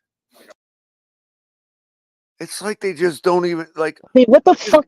Are you fucking serious? We're gonna ignore the last 10 ball games. It's not even that color. Like, okay, the last 10 ball games of this offense and everything, and yada, yada, yada. I mean, look, Tua in that Colts game, in a binary sense of just saying X's and O's, Jimmy's and Joe's, and simple statistics, yes, Tua can beat the likes of the Colts by what I've seen out of that offensive performance. And they're just plugging it in as if that plug-in works in every game. Because if I'm going to continue to plug in what I know, then I know we're going to lose to the Bills. I know we're going to lose to the Niners. I know we're going to lose to the fucking Texans. I know we're going to lose. So is there any amount of failure that they're going to endure that would make them move off of Tua? They can take this simplistic analytic point and put it into success, but they're not willing to do it in the analytics to failure. Explain that to me, please. It doesn't make sense. I'm fucking over these fucking idiots, bro.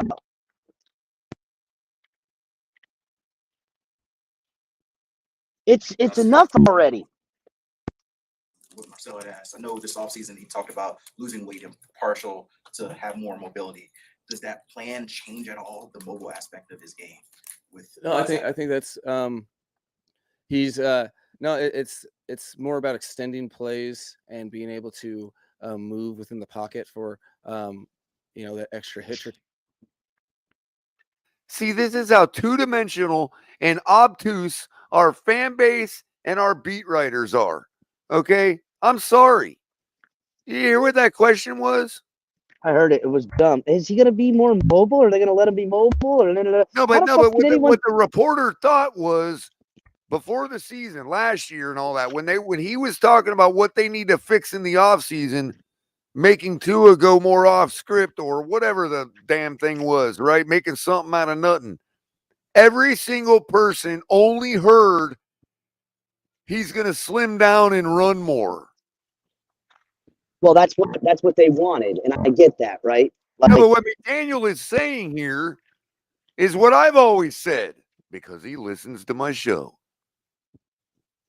It wasn't about running. It was about buying mobility more in the pocket. It was about throwing to your fourth receiver because you bought yourself more time in the pocket. Again, nothing about I've got to run into a linebacker. Yeah, no shit. Nothing about Tua taking it up the gut and running it. And so the and problem his still shoulder. exists after we witnessed Jacksonville and after we witnessed Buffalo before he got hurt. The problem McDaniel is talking about still exists. Well, if it walks like a duck, talks like a duck, it's probably a duck. And I'm going to say this. What can Tua do to be just straight brand new? His head ain't getting any tougher. In fact, if anything, it's getting softer. Okay? His ability to do whatever it is Mike McDaniel wants him to do, that's what they did all offseason. He trimmed down, I'm going to be more mobile. Well, that didn't fucking work. So what's he going to go? We getting fat Tua 2.0? Well, don't you Is see anything going to change? don't you see the other contradiction here, the other irony? What's that? Explain it. Okay. Everybody's saying that Tyler Huntley and all these guys, they missed all these receivers because they needed to get the ball out quicker. Right? And they're saying that Tua will improve his offense and what we've seen because Tua will get the ball out when Tyreek and Waddle are open because they're only open at the very beginning of the play. So what does it matter if he learns how to buy more time in the pocket, McDaniel? Well, crazy enough, with that, knowing what we know now about this offense, can Tua ever go to anyone other than his first read? Well, let me finish though, real quick. The reason Tyler Huntley needs to get the ball out quicker and hit Tyreek Hill and Waddle earlier in the play is because they quit on the play. So if Tua buys himself more time and moves and shakes around the pocket, he's going to find himself 2.4, wide receivers 2.7, quitting on the play. 3.0. Who's he going to throw the fucking ball to? Not the wide receivers that quit on the play. What'll end up happening is Tua concussed for the 5th time. I don't know why these people that are trying to cape up for Tyreek and Waddle, okay, talking about our quarterbacks are just missing them. No, they're not. They're quarterbacks. They're traditional quarterbacks. They're not used to having to go, oh, if I don't hit him now, he's not going to be open later.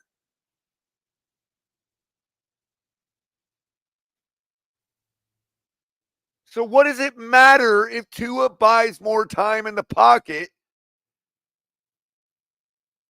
if everybody's covered by then?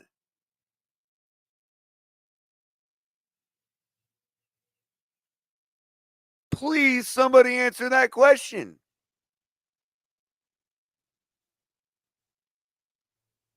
Maybe we'll get it from McDaniel. I'm going to let him finish.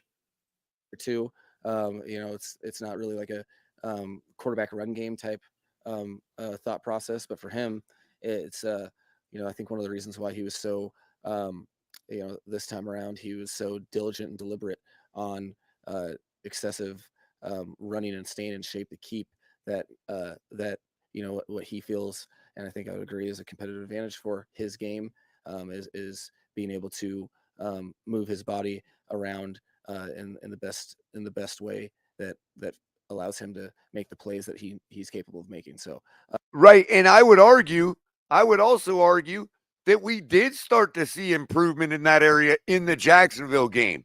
Remember, our tight ends were just dropping the ball.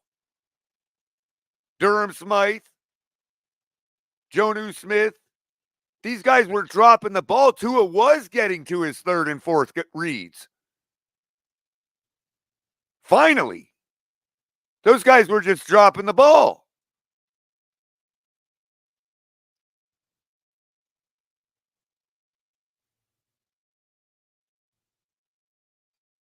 I mean, if Tua would have had the performance that Jonnu Smith gave yesterday against Jacksonville, we would have had more than just the 3 big plays. And the game would have been more decisively won. Those guys dropped the ball. We all saw it.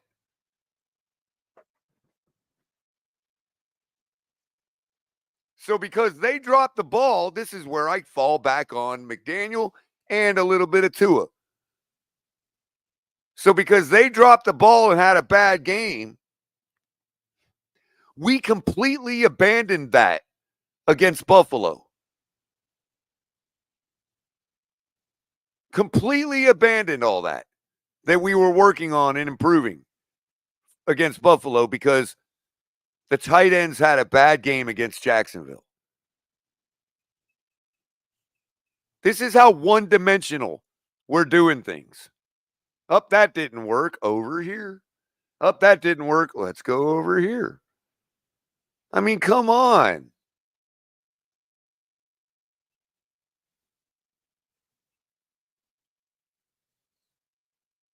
I wouldn't say that, from a schematic standpoint, things would alter that much. I think that comes into, Right. He's saying there's no way to scheme that. That's quarterback instinct. He's like, there ain't no scheme I'm going to do to make Tua buy more time in the pocket. Making sure that the protection plans are right and the hot routes that are within the concept are right and that they're going to be good for him to get the ball out, and then him being smart and utilizing his football IQ and his acumen as the quarterback of the team, and be able to protect himself with his skills as the team needs him to. Like, obviously, the night he had a concussion was a very emotional night all the way around for this team. So what does it mean for you to have Tua back? I think it means,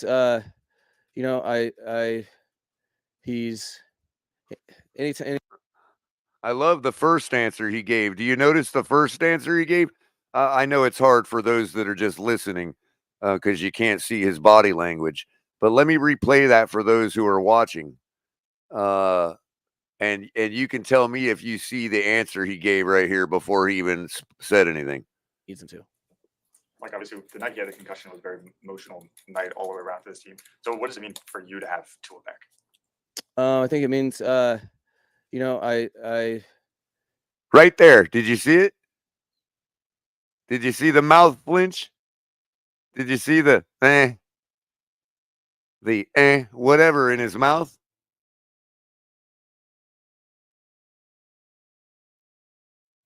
One more time for those in the far back of the room. So what does it mean for you to have Tua back? I think it means, he's. That was disassociated from his vocal. That was mind to mouth. That was not an from what he was saying vocally. That was a side quirk that came in from the side, from the brain to the mouth. That's his true answer. And it should be his answer. Anytime you have a teammates that you grow together with, I think it feels a little off when he's not in the mix as much, and he's not not calling plays for him. So I think it's meaningful for the whole team, considering he's been captain every year I've been here. Yeah, of course. Has completely that's a I can't remember the truism. number, but he's continued to grow how many votes he gets, and he's really the across the board. I think everyone would say that he's the leader of this team. So I think that's a powerful thing that his team will appreciate. But I think it's important to state and to what I just finished talking to the team about is that he's not the savior either. There's a lot of things that have to be looked at from an individual's game and all three phases to get better. Oh, I'm glad you said that. I wholeheartedly agree. See, he has to watch my show.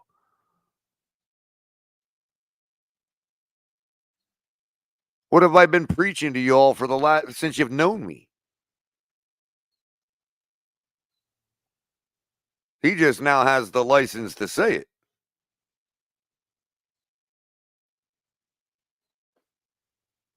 Now, one thing I will say, he opened by saying it's important to state that. Well, yeah, but it's more important to believe it, McDaniel. It is important to state it so we all know you're thinking that, but it's more important to believe it.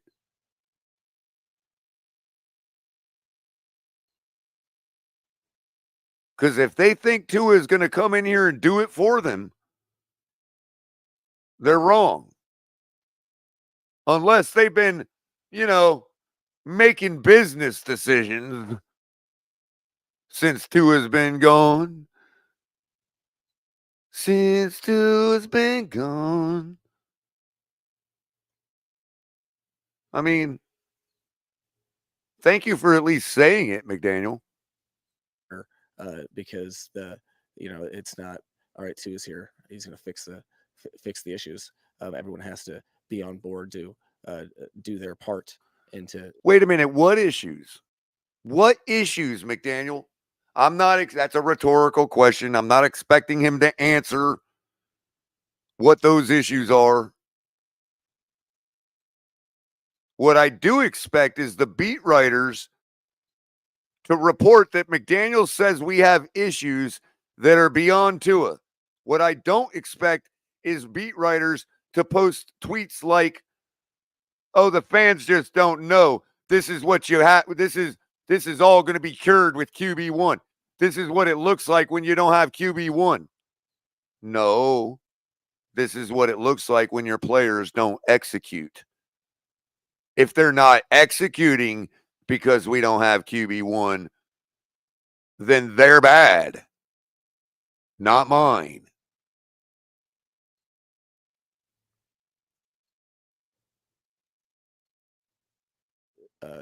Getting results that we want. Mike, Tyreek seemed a little upset after the game. Have you talked to him, or has anyone talked to him? And how is his mindset? Yeah, I sit probably 20 yards away from him on the plane. And I think Tyreek led the charge last week on selfless football and really honing in on fundamentals and technique that I thought he had his best game so far with how he was attacking defenders from the line of scrimmage and running some routes that didn't show up in the box score because he didn't get the ball. And I think Tyreek is a model competitor for this football team that has no problems with what's going on in the game as long as it's done for in the name of victory. I think it's very frustrating as So what? Let me pause right there, because at first it sounded like he was saying he wouldn't get. A lot of people will take him not getting the ball to mean, oh, the quarterback wasn't getting the ball to him. I've already heard that, and there may be cases of that. I mean, we're talking about backup quarterbacks here, but he's also putting it on the game plan because we ran the ball 40 times. He's also saying, hey, not so much the quarterback's not getting the ball, it's that he knew what needed to be done in the name of victory, which was apparently what Mike McDaniel thought was running the ball over and over and over again. And fine if he thought that, but it had nothing to do with, not as much to do with the quarterbacks not finding Tyreek. Receiver to lose and to not feel like you necessarily had the moment where you could help dictate the outcome. However, he is learning how much he's a part of each and every play. I think he's frustrated and was I think really a good example of was saying what a lot of guys. Like, which one of the 13 dropbacks did you expect Tyler Huntley to find everybody on? Which one of the 7 completions?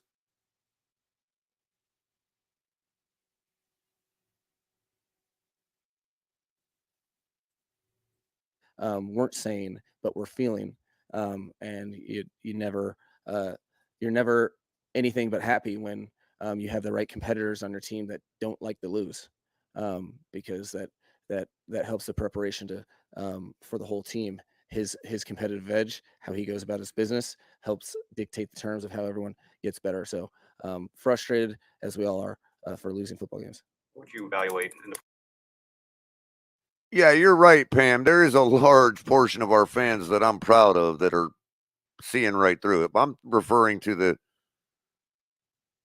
people that the obviously the Tua sycophants that believe that he's just going to solve all of our problems. 4 games Tua missed play at the quarterback position? I would say that in some challenging situations, there were some things that I was happy with in terms of giving other players a chance to do their jobs and have good football. But overall, I would say that it there's there's a solid amount of time that the overall play wasn't good enough, and I don't I think that's a collection of things. I think that some teammates could have executed some things a little better, and I think that this past game, I thought we missed some ops that were there that teammates did do enough to put themselves in position to give the team a chance to make a play in the Yeah, well, yeah, 2 fumbles, mainly. play didn't get made. So I Let me ask y'all this. What did Tyler Huntley have to do with 2 fumbles? He took care of the ball. He might not have made some plays that were left on the field, sure. So does Tua. But he took care of the ball. He didn't throw an interception. He was only sacked once or twice. We had 2 total on the day, so I don't know if he got both of them, but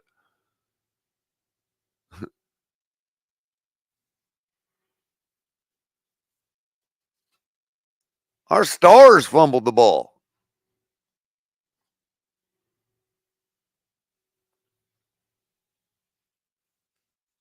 Did we forget that? Let me say it again. Our stars fumbled the ball.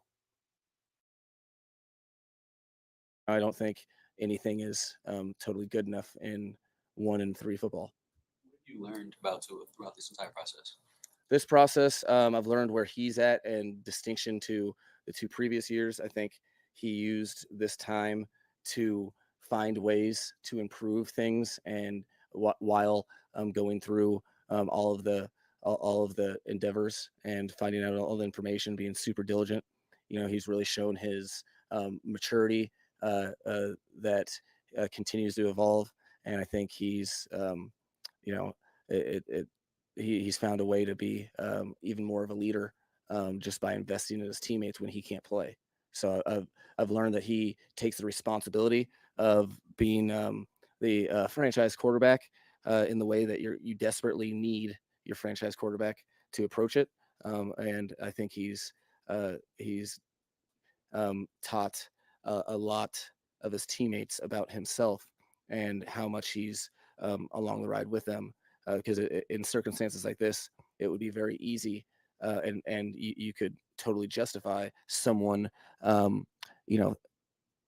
thinking about their own issues and problems the entire time to be able to take the whole situation in, to be able to have the conviction by way of seeking out information, and then all the while making sure that his teammates know that he is right there with them, that he's keeping track of all the things that are going on within the offense, and talking to every thank God position for group, small favors. about certain things that he sees that I aren't would up hope to God so. standard, whether that's like a Monday film review or that's a Wednesday practice. He hasn't taken a day off from them, and I think that's a big deal.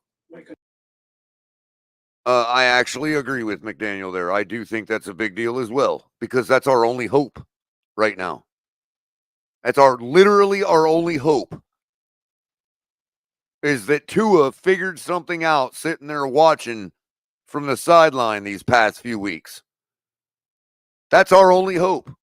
And you know what? To be honest with you, if we see a difference from Jacksonville and Buffalo, and the last 10 games for that matter, if we see a difference, that's likely why. Don't fool yourselves. Don't let the 2 ears act like, oh, he was doing it the whole time. Oh, he was making McDaniel. Bullshit. If we see a difference, it's because of that right there. That he put the control down for a minute, and when he picked it back up, the video game got easier for him. Anybody that's ever played video games for any length of time knows what I'm talking about. And I know pretty much all of you have. Let's be real. It's 4 o'clock, almost 5 on a Monday, and y'all have been with me for 2 hours now. Appreciate that, by the way. 144 of you watching. Those of you that are on Twitch and Twitter, come over and give us a subscribe on YouTube. We would much appreciate it. We're nearing 6,500. We're on the other side of 6,250 to where I can say that now. So let's get us there. Appreciate every one of you. Donate if you can. We certainly appreciate it. And thank you very much to all of our members. But y'all are here, which means that you're probably like most of you have been gamers or are gamers. You know what I'm talking about. We all grew up with Mario Brothers. We all grew up with Zelda. We all grew up on, oh, that one level we just can't get through. And then we put the game down for a couple weeks, pick it back up, and it's like we never had a problem with it. I'm hoping, that's the shred of hope I have left, that Tua took something from this time on the sideline.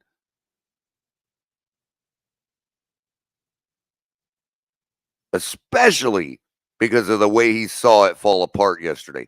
See, yesterday actually played out differently than we're used to. Another reason why I say a win, even though we lost, because something played out differently yesterday.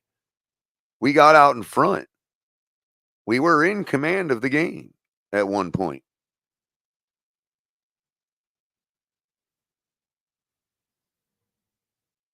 Well, Madden too, Jose.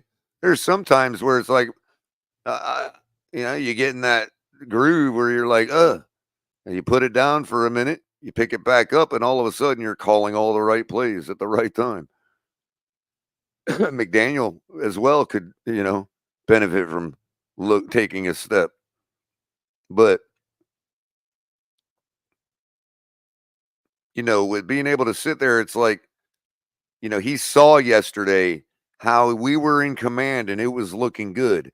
And he's watching just like you and I, except he's got a way better view and obviously knows more of what's going on.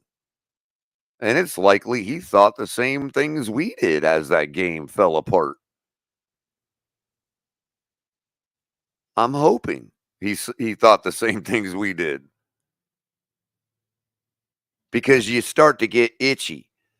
How about when you put the game control down for a little while and your buddy is playing it or your sister or something, and you're watching them make all kinds of mistakes and you're like, just give me the damn control back. How about that one? I mean, there is something to be said about that phenomenon. It's a very real phenomenon. The only thing is it's like really something reaching to hang on to for the last shred of hope that you have for your season and your team. You know what I mean? Like, that's not very much, but it's something. 156 of you now have voted in the poll. Appreciate that. Only 62 likes, though. We got to get to 100 today. It would be really cool if we got to 100 likes today. See, now I'm at the rock bottom, scraping at the barrel. I want to have as many likes as we have votes. But now I got to scrum to get 100 likes. It's very easy to do. So will, not can, if, or when, will Tua save us? And yes, I did misspell save. So 25% of you, I'm sorry, 20, am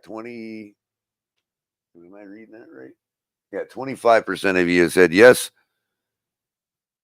57% have said no. And 14% have said, what is a Tua? If you don't know what a Tua is by now, then you just wanted to say no, but wanted to have fun. So, first of all, you're cool. And secondly, you're going to go in with the no category. So, I mean, that's a whopping 71% of you that think Tua will not save us.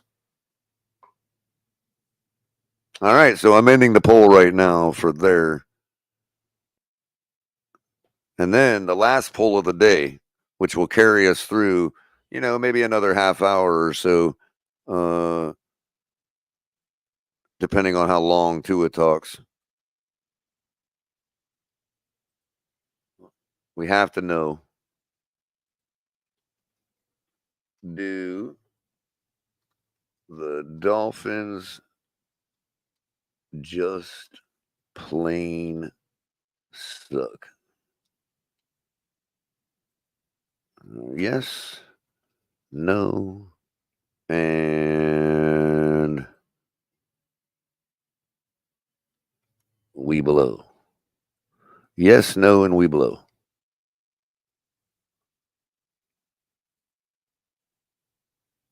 All right, polls in. Start voting. Make sure if you're voting, you hit the like button first. All right, let's let McDaniel finish up here. And to drill down on what Tua heard from concussion experts and what questions were asked, was he cleared from a higher concussion risk this season, or was he cleared from long-term damage? And were all the opinions unanimous? Yeah, I think it is probably a better quote coming from none other than Tua himself. But I think that the resounding thing was that we needed some time, and he needed the appropriate. How many times you got to ask the same question 500 different ways? Circumstance in the environment, and needed to not skirt any detail. And I think, like I said before, each concussion is unique to its own. And I think he's very well versed, and bottom line is the medical experts. I mean, to be fair to McDaniel, we do put a lot on him the way he talks, but if he didn't do that, if he didn't gish gallop and deflect and all this other stuff, we would have to hear that beat writer ask that same question 5 more times. So give McDaniel a little grace here for the way he does it. There is a method to his madness, or at least reasoning for it. He really got some strong feedback to allow him to effortlessly make this decision, which I'm sure he's eager to talk to you about. I know the offense was largely built around Tua, and he's a lefty. A lot of your backups have been righties. I'm curious how much of a factor that is for the offense having to maybe shift or not shift this last month. Yeah, I think the bottom line is there's anytime you try to max out your output with your given skill sets of your roster and the players that you have on it, and try to feature their skill sets. It is an adjustment. I think righty to lefty.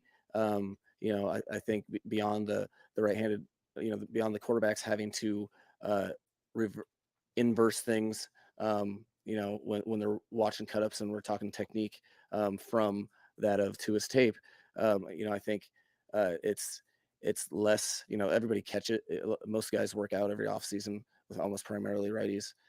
There's always things when you are trying to really fit your scheme to your players, and I would say the list is multiple, and they probably are all about the same. The vastness of, like, all right, it's a little different because Tua throws a different ball, and Tua's timing is unique to him, and he's really exceptional at it.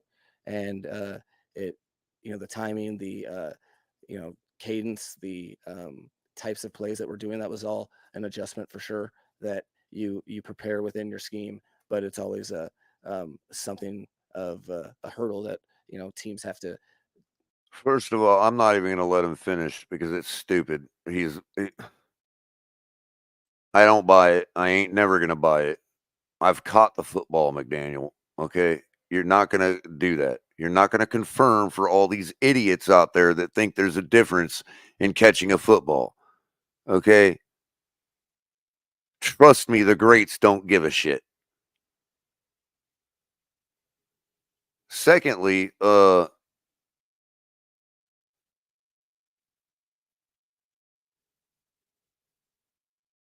Whatever it has to do with left and right, play orientation, whatever, maybe. But did you notice how he said Tua's timing is unique to him and he's exceptional at it? Well, yeah, if it's unique to him, of course he'd be exceptional at it. That's not the point. The question was why, I mean, not the question, but the question is, why is it that way?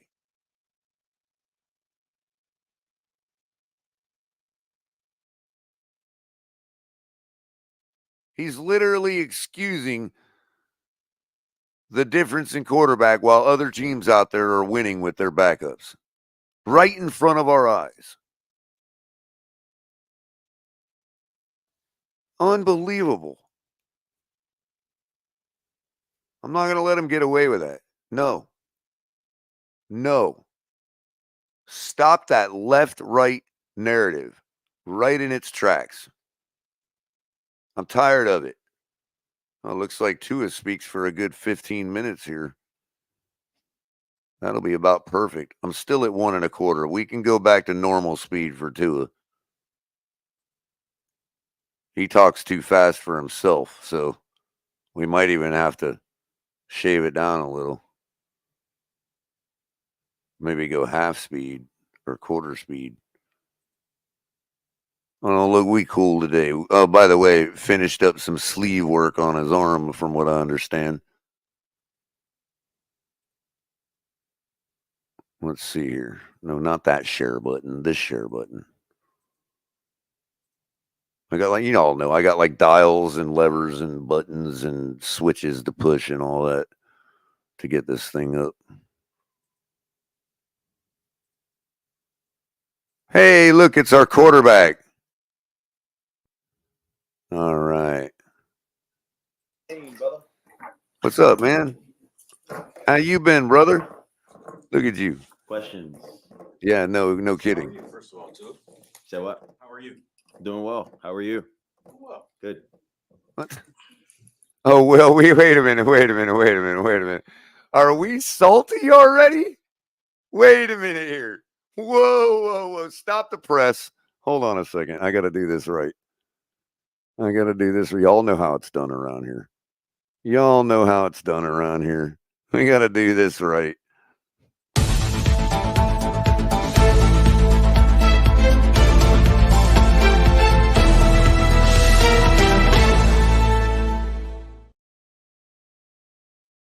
Ladies and gentlemen, Salty Tua has returned. I think we're going to the Super Bowl, everybody.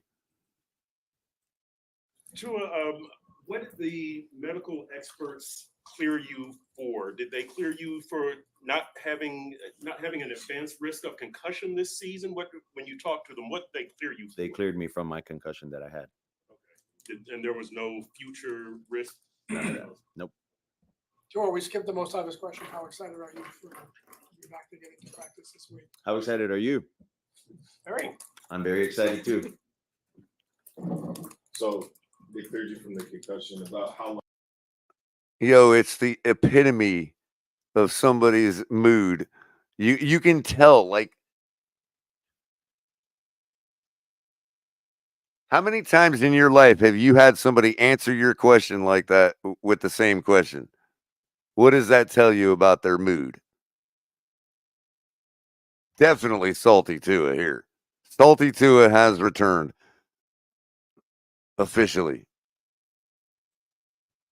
How long have you been, I guess, symptom free for? How long have you been cleared from that concussion for?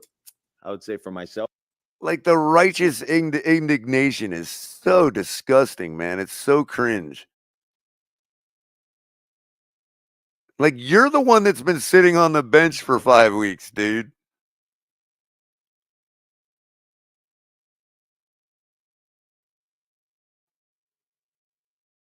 And no, I'm not excited. Are you?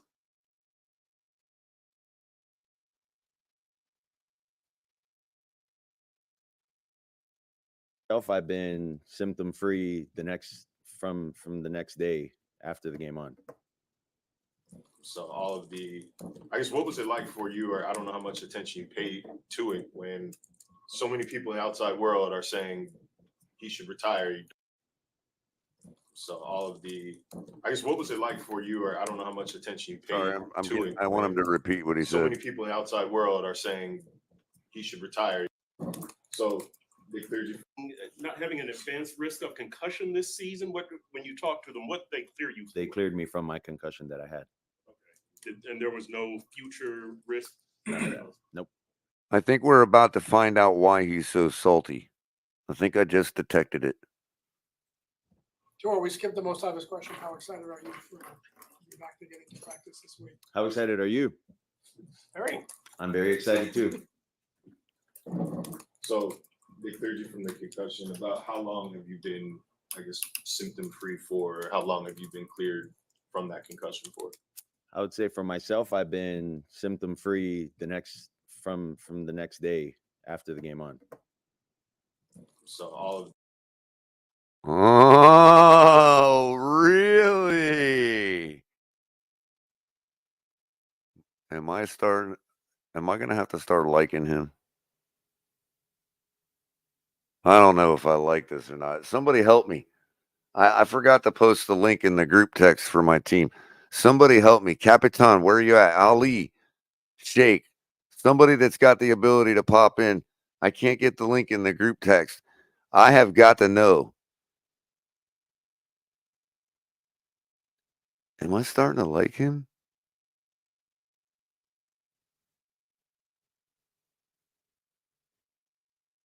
Has he been freaking, is he pissed at like the NFL and the fact that he's the poster boy of all this? And is he sick of that? Is he pissed that he's being treated differently than other players, like his own teammates?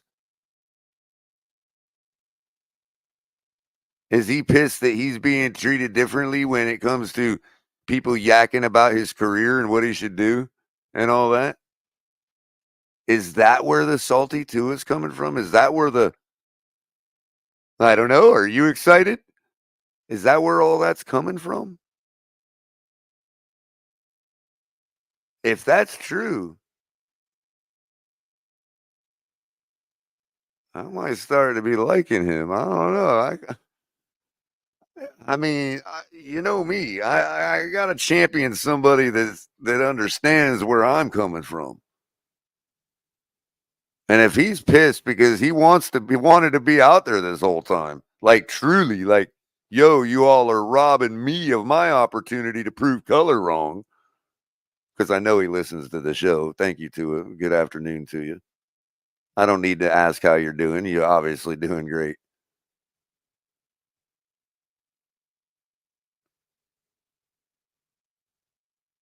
But he's pissed. He's like, how the hell am I supposed to get out there and shut Culler up if they don't let me? And I was ready to go. I was ready to go right after the game. I was ready to go the next day. I'm showing up to practice going, what do you mean I got to go? What do you mean IR? You assholes. You're going to let the NFL do this to us. Same questions we've been asking.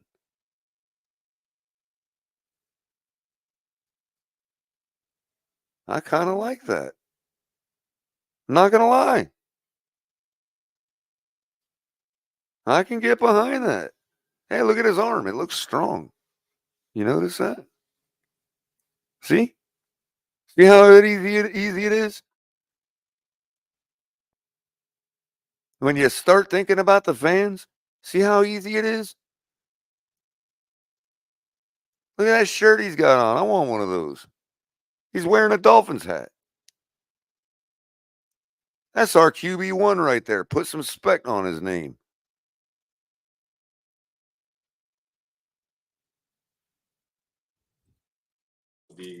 I guess, what was it like for you, or I don't know how much attention you paid to it when so many people in the outside world are saying he should retire, you don't play this and that?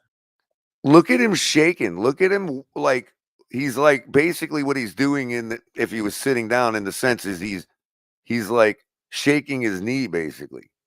He's pissed, man. This ain't just salty Tua. This is livid Tua.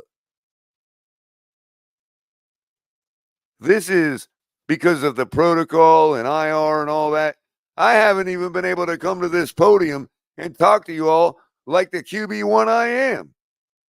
They've emasculated me, and I haven't been able to say one word. Look how pissed he is. Wow. While you're symptom free the next day. I wasn't paying attention to any of it. None of it. Oh, well, that's a little bit of a white lie. But hey, whatever, Tua. You don't need to answer that either. You should have been paying attention to it, and I'm glad you're pissed about it. Tua, you said last time you Look at the look on his face. He is absolutely disgusted, man. He's like, I don't want to talk to y'all. I understand Marshawn Lynch now. Marshawn Lynch is my brother now. He's like, yo, Marshawn. I mean, look at this, man. Look at Jersey. That's the CTE taking route. But hey, it worked for God rest his soul. It worked for Junior. I mean,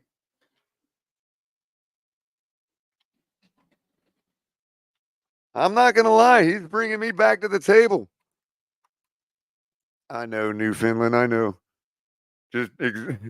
But see, that's the thing. Maybe Piss Tua can put the dumpster fire out. If he's coming with the fire extinguisher, you know? Yeah, tell him, Miss Fins. Super Bowl, here we come. I'm with it. Look at this, man. This is the true new Tua. Y'all don't know. This is NFL Tua right here. And by the way, just so y'all are aware, I have zero faith in all of what I just said. you had that discussion.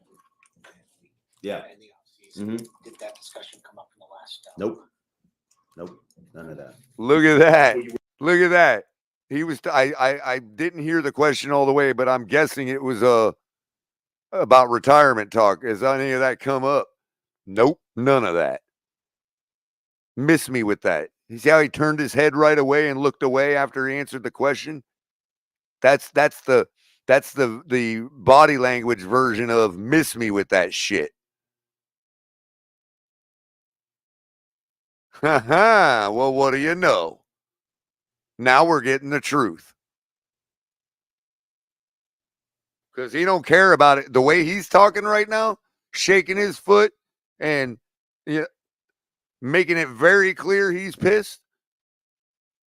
That's how you know somebody's telling the truth. I was just telling a friend that today, who asked me, well, how do you know when McDaniel's telling the truth? Because I always say we can't trust anything these people say. And they're right. But I've always said, you can always tell when one of these guys is telling the truth when they're either A, willing to besmirch their own image, or B, willing to besmirch another professional's image. Whenever that happens, you know they're telling the truth. You know they're being genuine. Because they're never going to tell you something negative. So if they're telling you something negative, it's usually the truth. They'll skirt around it if they don't, you know what I mean? But if they're outright telling, this is pissed. He's telling you none of that shit. Let's replay it. You're symptom free the next day. I wasn't paying attention to any of it. None of it. Tua, you said last time you had that discussion. Yeah. In the offseason. Mhm. Did that discussion come up in the last? Nope. Nope. None of that. Will you wear a guardian? So in other words, he's saying right after the first time that night or whatever, because he did admit to having the discussion, but the guy said after that, and he said, nope, none of that.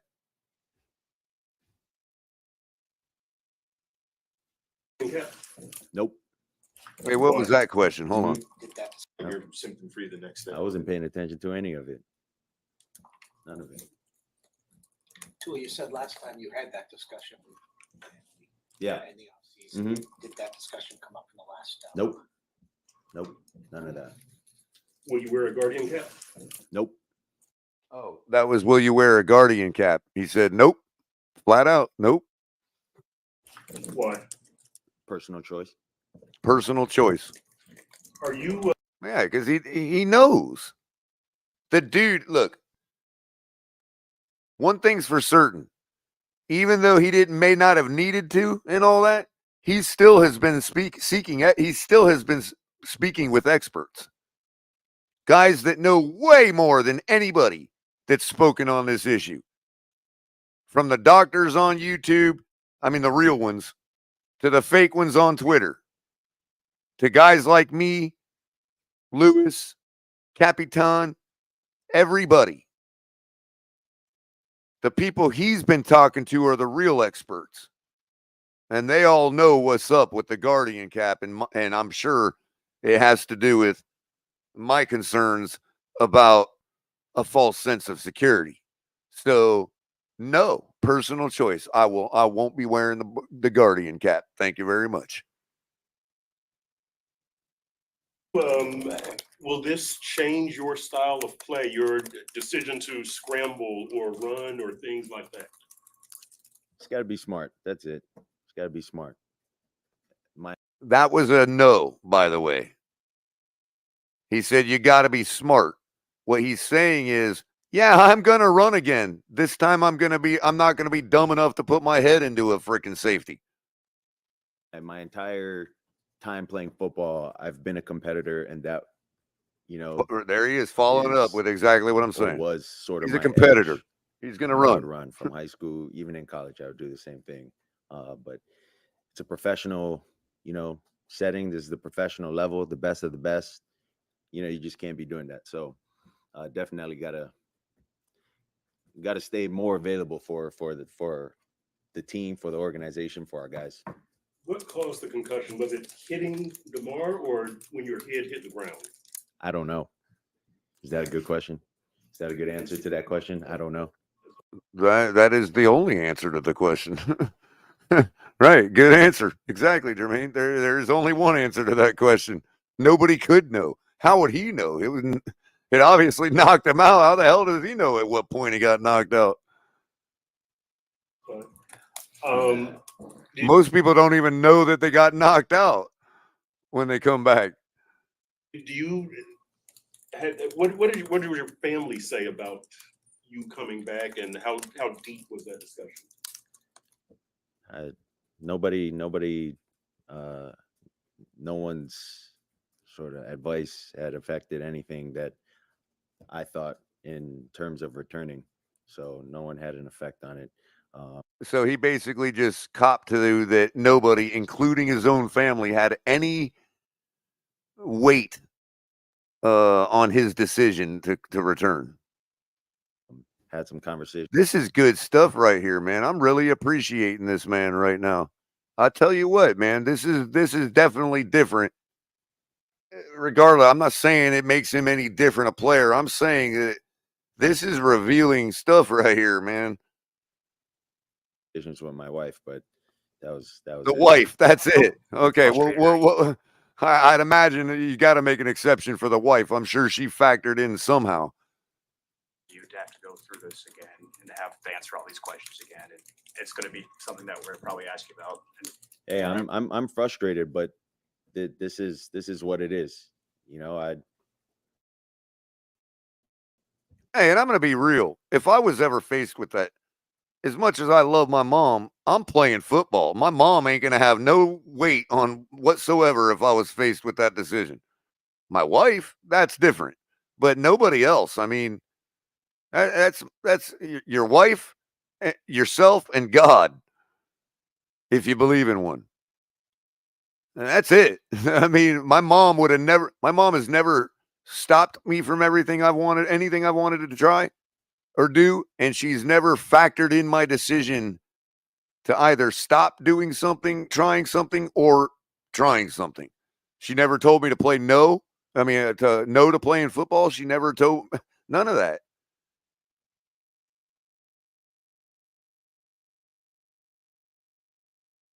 And nor did it ever affect that. If my mom would have said, look, I really don't want. Let's say I got to the college level and the pro level. My mom come. Oh, I really rather you not continue.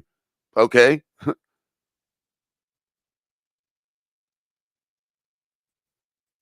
Do I want to be, known for this? No, I don't. But that's the cards. There you go. He's saying it right there. Do I want to be known for this? No. That's almost a veiled way to say, get the hell off my back about it and quit trying to make me your poster boy. I've been dealt with, given the history of it. So it is what it is. What have you learned about this process? Throughout this process, excuse me. That it's not good to get concussions. I love it. Man, that's exactly what I would have said. Like, yo, what'd you learn about this process? Here, I'm smart. The newspaper pays me. What did you think about this whole process, Tua? That it's not smart to get concussions. I love it. What a great answer. That you're not expected to come in. He needs to be the head coach. Hey, can we get Tua to be our head coach? This is way better than McDaniel's pressers, man. And kind of be the savior for this team, but you have watched, I imagine, from the sideline as the offense has struggled. How do you balance, coming in and trying to spark a turnaround while also not trying to overcompensate and be a hero? Well, I don't think for myself I put any pressure on myself coming back and having to save the team. I think what we got to do is we got to look at this past game, all 11 guys on the field. Were we given an opportunity with the plays that were called to score on every drive? And if we can say yes, then we can look at ourselves and see what we can do to get better moving forward. I mean, yeah. And that's the part where it's like, oh, okay, you've been sitting on the sideline, also being able to come in the room and saying, you know what? I'm not going anywhere. If y'all are pissed about the whole, I haven't been able to do anything to help the situation, get over it. We're at where we're at now. And as a guy who's been sitting there watching the whole thing, I ain't doing nothing for you until you fix X, Y, and Z. So he's acting like the coach in that situation. He's now being a player's coach, a coach on the field. Hey, yo, when I was sitting on the bench for the last 4 weeks, guy gets into a huddle. When I see it, when I seen you on the bench, I was on the bench for the last 4 weeks, whoever. And before we even run this play, you need to know this. Because I can't have you doing what you've been doing for the past 4 or 5 weeks. He's able to speak to them more like a leader, more like a coach that has seen it from the outside looking in. His own mistakes. He could even say, man, I probably would have made the same mistake. Good thing I caught it while I was on the sideline. But this could end up working out in a different way than we all think, all of us. This could completely start to work out in a completely different way than we all think. There's a reason McDaniel had to be a player's coach. There's a reason he has to be a friend with the player and a teammate and all that. Because this guy hasn't been that for him. When we talk about the Brett Favres of the world, drawing the play in the dirt and all that, this is what I'm talking about. Look, I ain't walking back into that huddle till you all fix this, that, and the other. That's why they're saying, hey,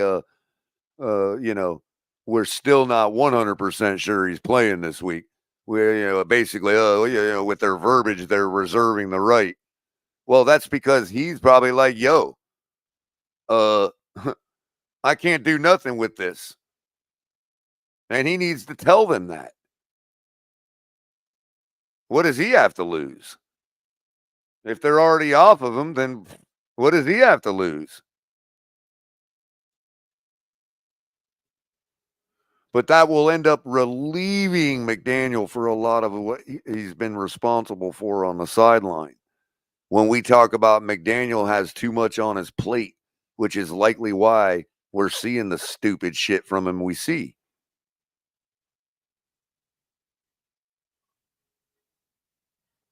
The quarterback takes a lot of that off their hands too. No, I'm not handing the ball off to Achan up the middle. What are you doing to me, McDaniel? Yo, switch these two guys out, yo, in the huddle. Whatever.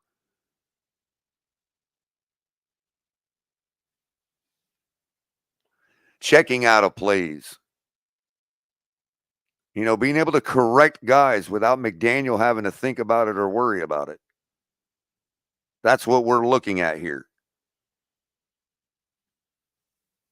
And look, there's a first time for everything.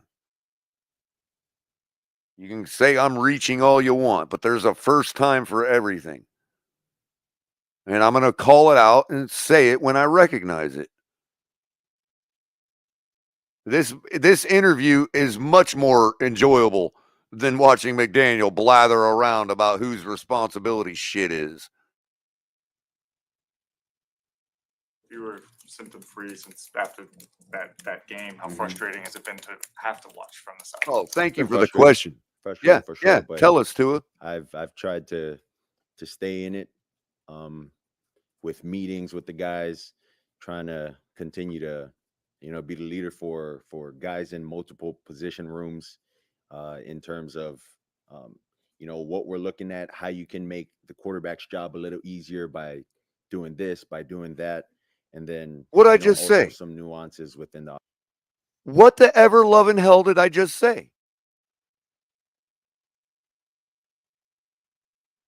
I haven't seen this press conference yet.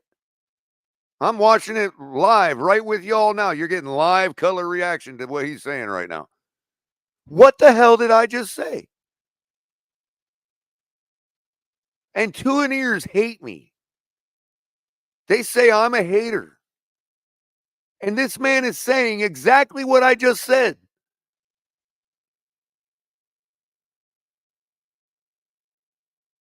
Offense as well, trying to help everyone. So it sounds like your peace of mind comes from the way you reacted to this concussion. Like, you probably felt you were fine, like maybe that day or the day after. Is that the way where you're coming from? I mean, yeah, it's just frustrating that I couldn't have helped in any way outside of trying to coach, and just talking to guys. So it's been a different type of way of leading, with our guys. Well, now I got to be a little critical. Your first run at coaching, Tua, not so good, buddy. but thanks for trying. Now, can we go back to quarterback now? Do you think you should have been put on injured reserve? Well, Ooh. I do know is I think the team did what was best in the interest of me, knowing that I'm a competitor, and given what the doctors have told me, that having a substantial amount of time to rest and recover would have been good for me. I think they did what was best in terms of protecting myself.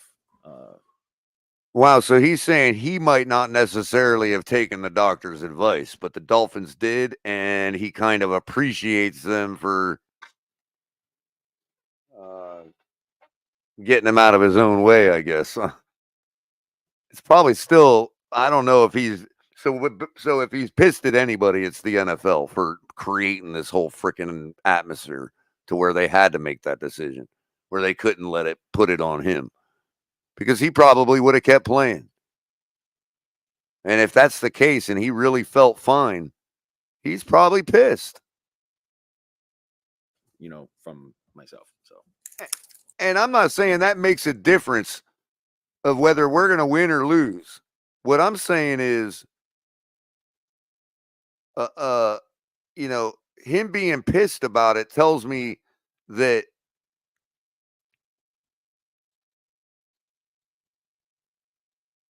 that he had the desire to still continue to try and prove doubters wrong.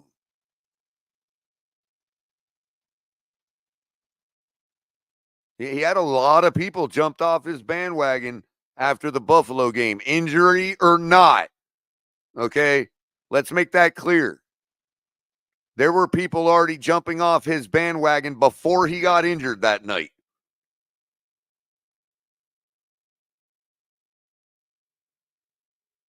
You don't think he wanted to get right back in the saddle and prove that it ain't the same old, same old? I'm not saying he could have. I'm not saying I believe he could have. I'm just saying, don't you think that he wanted to try? And that's the first part of winning, is wanting to.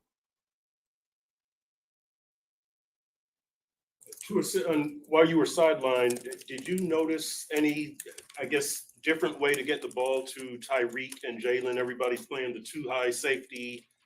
Did you come up with anything, anything different from earlier this season? Listen, I think it's really tough to ask any of our quarterbacks to come in to do the footwork that we've been doing for the past 2 years, to see fast guys running and seeing the space that's there and asking them to kind of process all of that. We looked at film. We were able to see what we missed and what we could have got better with, but it's a team sport. It shouldn't take one position for this whole thing to crumble. Yeah, he's clarifying at the end. Look, I ain't blaming no losses on that. But what he's saying is exactly what I said. He's over there on the sideline going, "Oh, I'm seeing that open space that the quarterback, that Huntley and Skyler and Boyle are not seeing." Man, God, if I could be under center right now or behind center, you know what I mean? Like, he wants to do it. He wants to win. Don't y'all like? I mean, isn't that at least the first thing we want out of our guys? Everybody needs to be on their P's and Q's as well. There were a lot of people out He's not sitting there going, "I want to ruin this organization's chances to get Cam Ward." It's not what he's saying. there legitimately worried about your health and making sure that you're okay. Mm-hmm. What would you say to those that are worried that you might get hurt again? And this is Yeah. something that's going Look, I think he sucks. I'm not changing nothing. I think the guy sucks. But goddamn, if you don't want to root for him, man, like, listen to him. He's playing. Look, there ain't nobody going to drop out the sky and make it happen for those of you that want to that still have hope for this season. And that's who I'm speaking to. You know, but goddamn, if I don't want to get behind this guy trying, if our organization is insistent upon doing this, and he is too, how can you not admire that, man? I mean, really. It's the only reason I haven't thrown out all my gear and given up, except for the old logo stuff. And like I said, forget it all. I know why people like him. Huntley sucks too, Jermaine. That's why we had to get him off a practice squad. Not the reason we lost, but he does suck. And it's relative, bro. I'm not talking about Huntley compared to Tua. I'm talking about Tua as us getting us to our ultimate goal. No, he sucks. Come on, man. The sooner you admit it, the easier it is to understand what he's got to do to change that. Don't you understand? It's not trying to hate on the guy. If you don't think he sucked against Buffalo, I don't know what you're looking at, dude. You're right, Jermaine. He's way better than Skyler and Huntley for what we're doing here.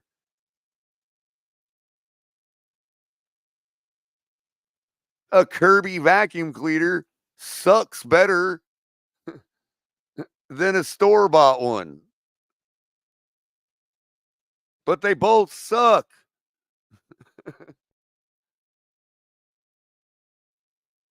I'm not saying it's like it's so colloquial, dude. It's like saying, like, okay, the guy's got shit to improve. a lot of shit. And I don't believe he can get the job done in the long run. You would say about any other player that fit that description, you, Jermaine, would say sucks. I'm sorry, you just would. I know you.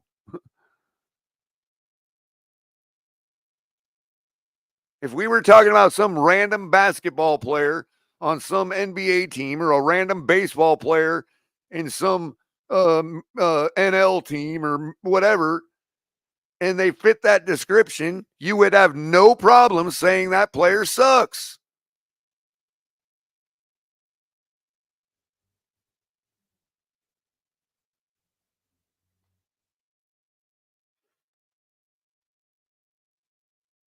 There are some players that can never do anything to change that. But Tua believes he can. And this organization believes he can, apparently. And so as long as he's going to have the ability to give it a shot, and he believes in himself that strongly, he's saying what I need to hear of the stuff that needs to be corrected on the football team. How can I not get behind that?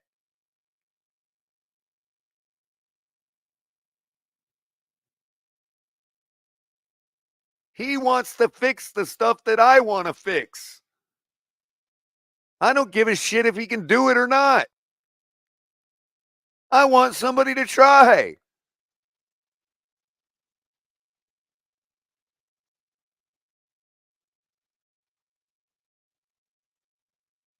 We can talk about what we do with him in the offseason later.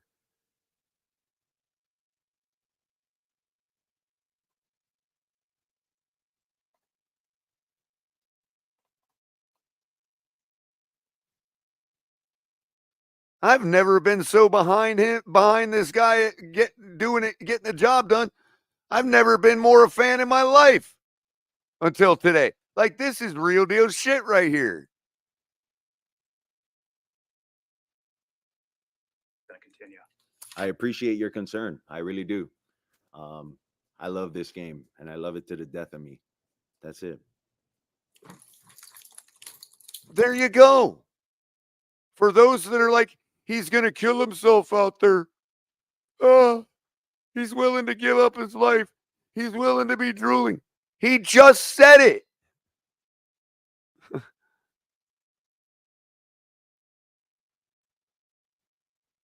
Let me play it again.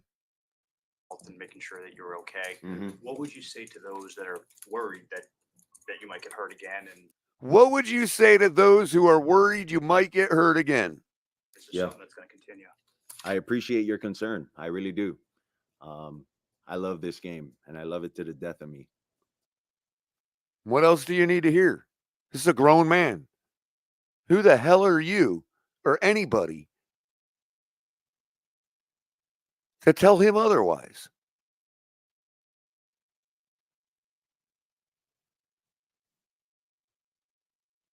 You know what, Tua? I got a special meme to play just in your honor.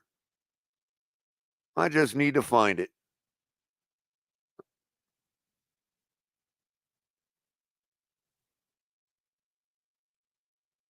Wow. I'm amazed. I really am.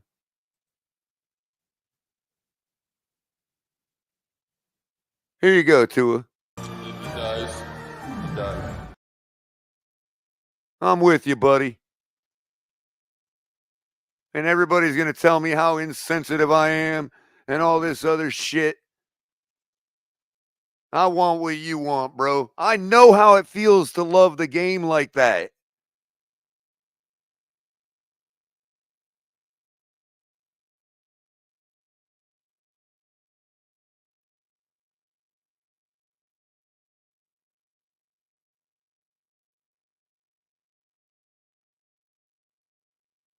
We're not talking about a 17-year-old kid here.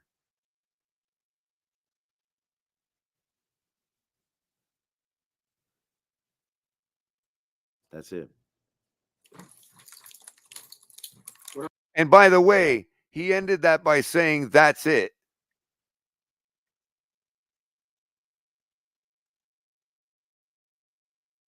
In other words, that's it. Don't ask him again.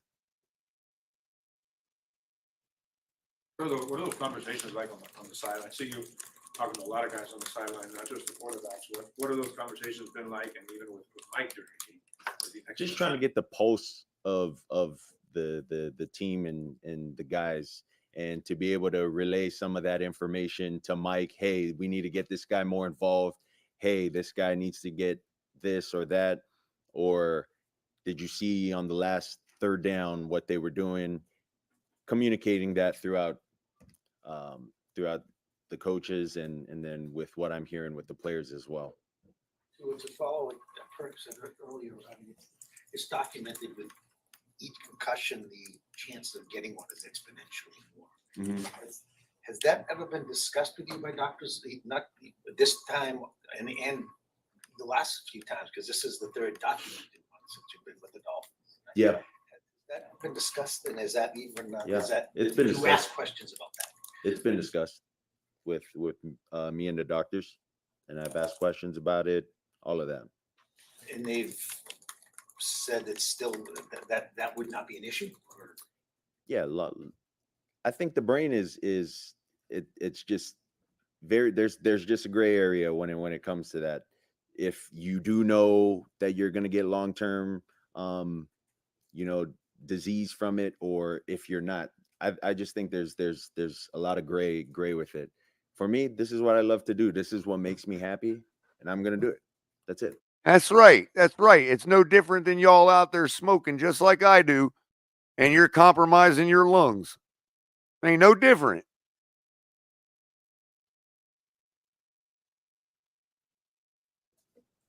To the brevity of the situation at 2-4, just thinking you guys might need to go 8-3 the rest of the way, perhaps 7-4. What does that mean to you? Do you think about that? Have you looked at the standings and thought about playoff hopes? It doesn't. I ain't thinking any of the records. What if this? What if that? Focus on this week. Focus on getting a win and hoping to build off of that. Well, that's the only way you can really answer that question. That's all you can do. Is there a scenario ever where you could 8-3 run, baby. You're about to see it. where you would envision yourself blowing back in terms of how much doctors say you should miss? Because you obviously want to continue playing. It's your life, it's your decision. Would there ever be a time where they say, because you've had so many, you need to sit out 5 weeks or 6 weeks? By the way, Fresh Fin, I wasn't just referring to cigarettes. And you would say, no, I'm not sitting out that length of time again? Or do you think you always should defer to what the doctors advise with timetables? Man, I just think it's based off of whatever that individual feels. If you feel like you can go, you can go. I just think this is only becoming. Hey, let me help you out, Tua. Why don't you just direct him to Devon Achan and ask him the same question?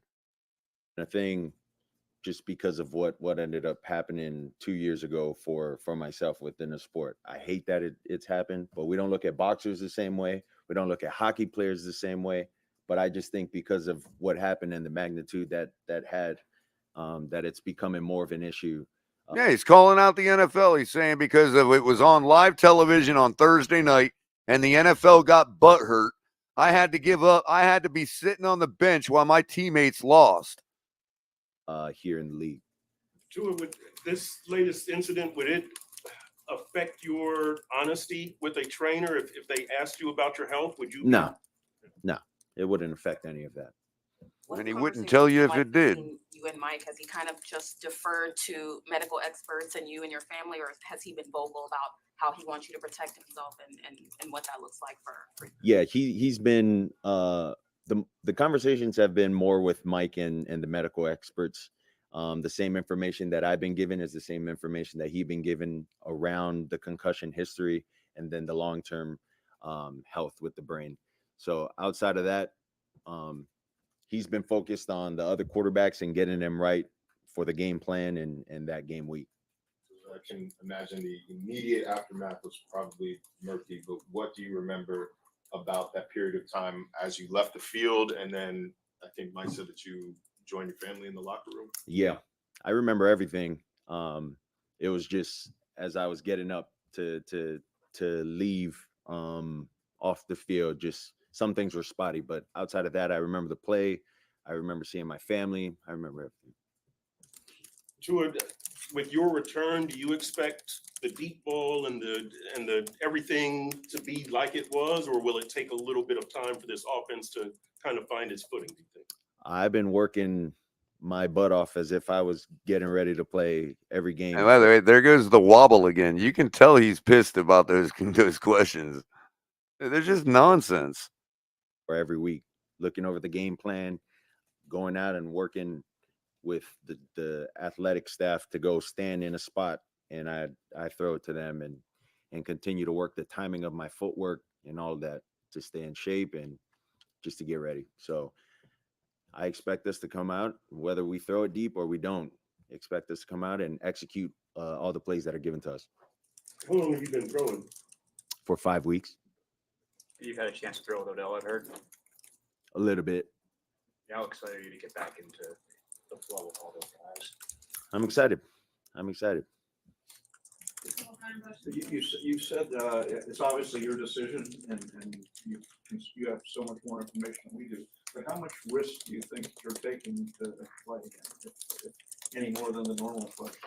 Well, how much risk do we take when we get up in the morning to go drive to work, get into a car crash? Maybe, I don't know. Everything I think takes risk. So to answer that question, every time we all suit up, we're all taking a risk that we could potentially get hurt, whether it's a concussion, a broken bone, anything. You get up off of the bed the wrong way, you potentially could risk you spraining your ankle. There's just risk in any and everything. And I'm willing to play the odds. That's it. Thanks, guys. Oh, thank you. Appreciate your time. Yeah, Japango, we definitely got salty Tua today.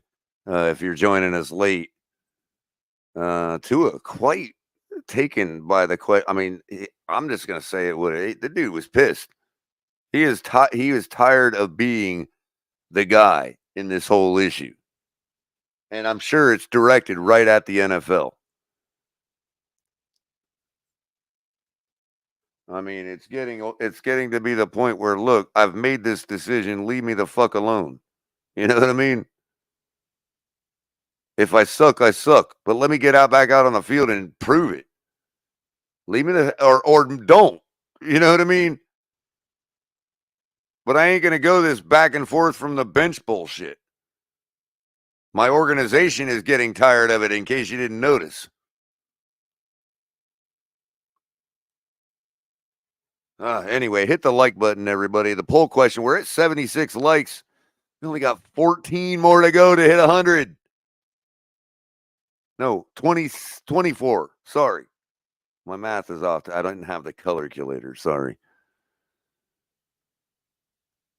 Got 86 votes in so far. Do the Dolphins just plain suck? Ooh. You might want to close your ears on this one. 55% of you say yes. 24% say no. And 16% say we blow. We don't suck, we blow. So that means quite a few of you think, large majority of you think that we're not good. I'll leave it up a little longer while I close out. We're over the 3-hour mark, so I'm going to get going, everybody. I appreciate everybody coming in and joining me, listening to what I have to say. Hit the like button. We're going to try to get there. I'm going to babble a little longer to see if we can't get to 100 likes. So let me make sure there ain't nothing else going on before I close it down. Otherwise, we'll be on here for another 3 hours.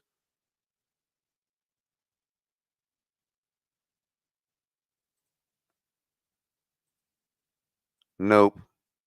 Nothing going on. Oh, wait, what was that breaking? Let's see. What does that say? Oh, we already know that. We already broke that here. Tua will not be wearing a Guardian cap. Rejected it outright. When asked whether he was going to wear one, he said no, flat out. No intention to.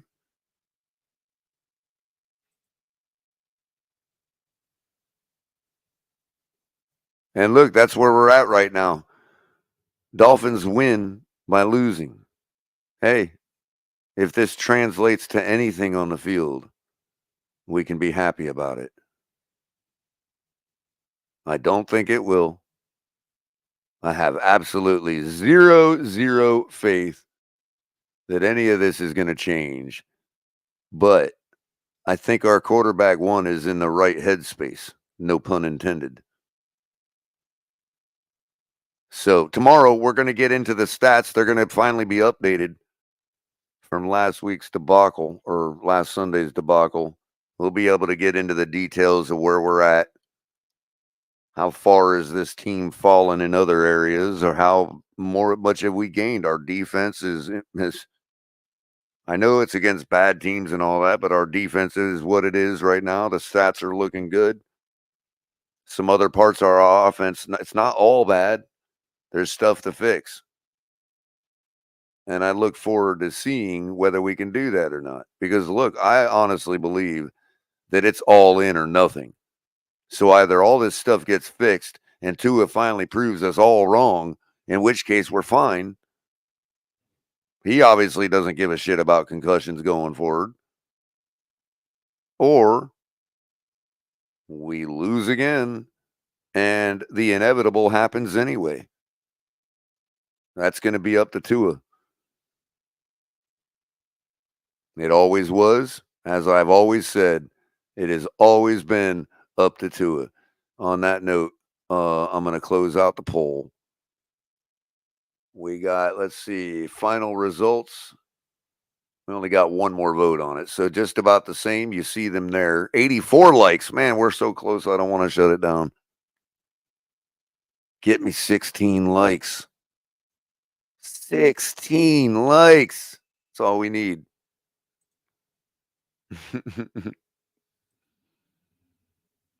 Oh, I'll take the opportunity to remind you also to subscribe to the channel and hit that little bell. Click that little bell for notifications.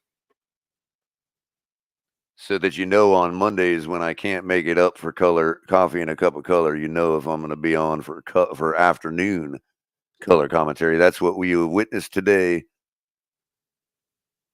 A supplemental afternoon color commentary, because that's, look, I wasn't ready to talk about it till the afternoon.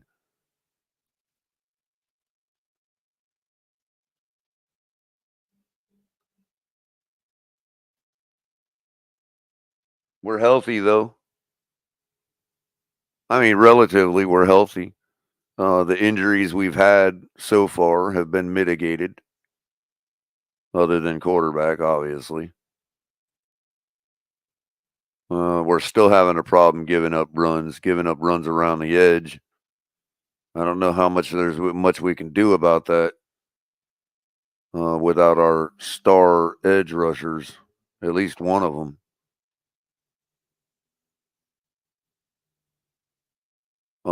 But we'll see. I'll give it up. It's close enough. 86 likes. We'll deal with it. Y'all disappoint me, but oh well. It is what it is. I have nothing left to give today. The Dolphins took it all from me.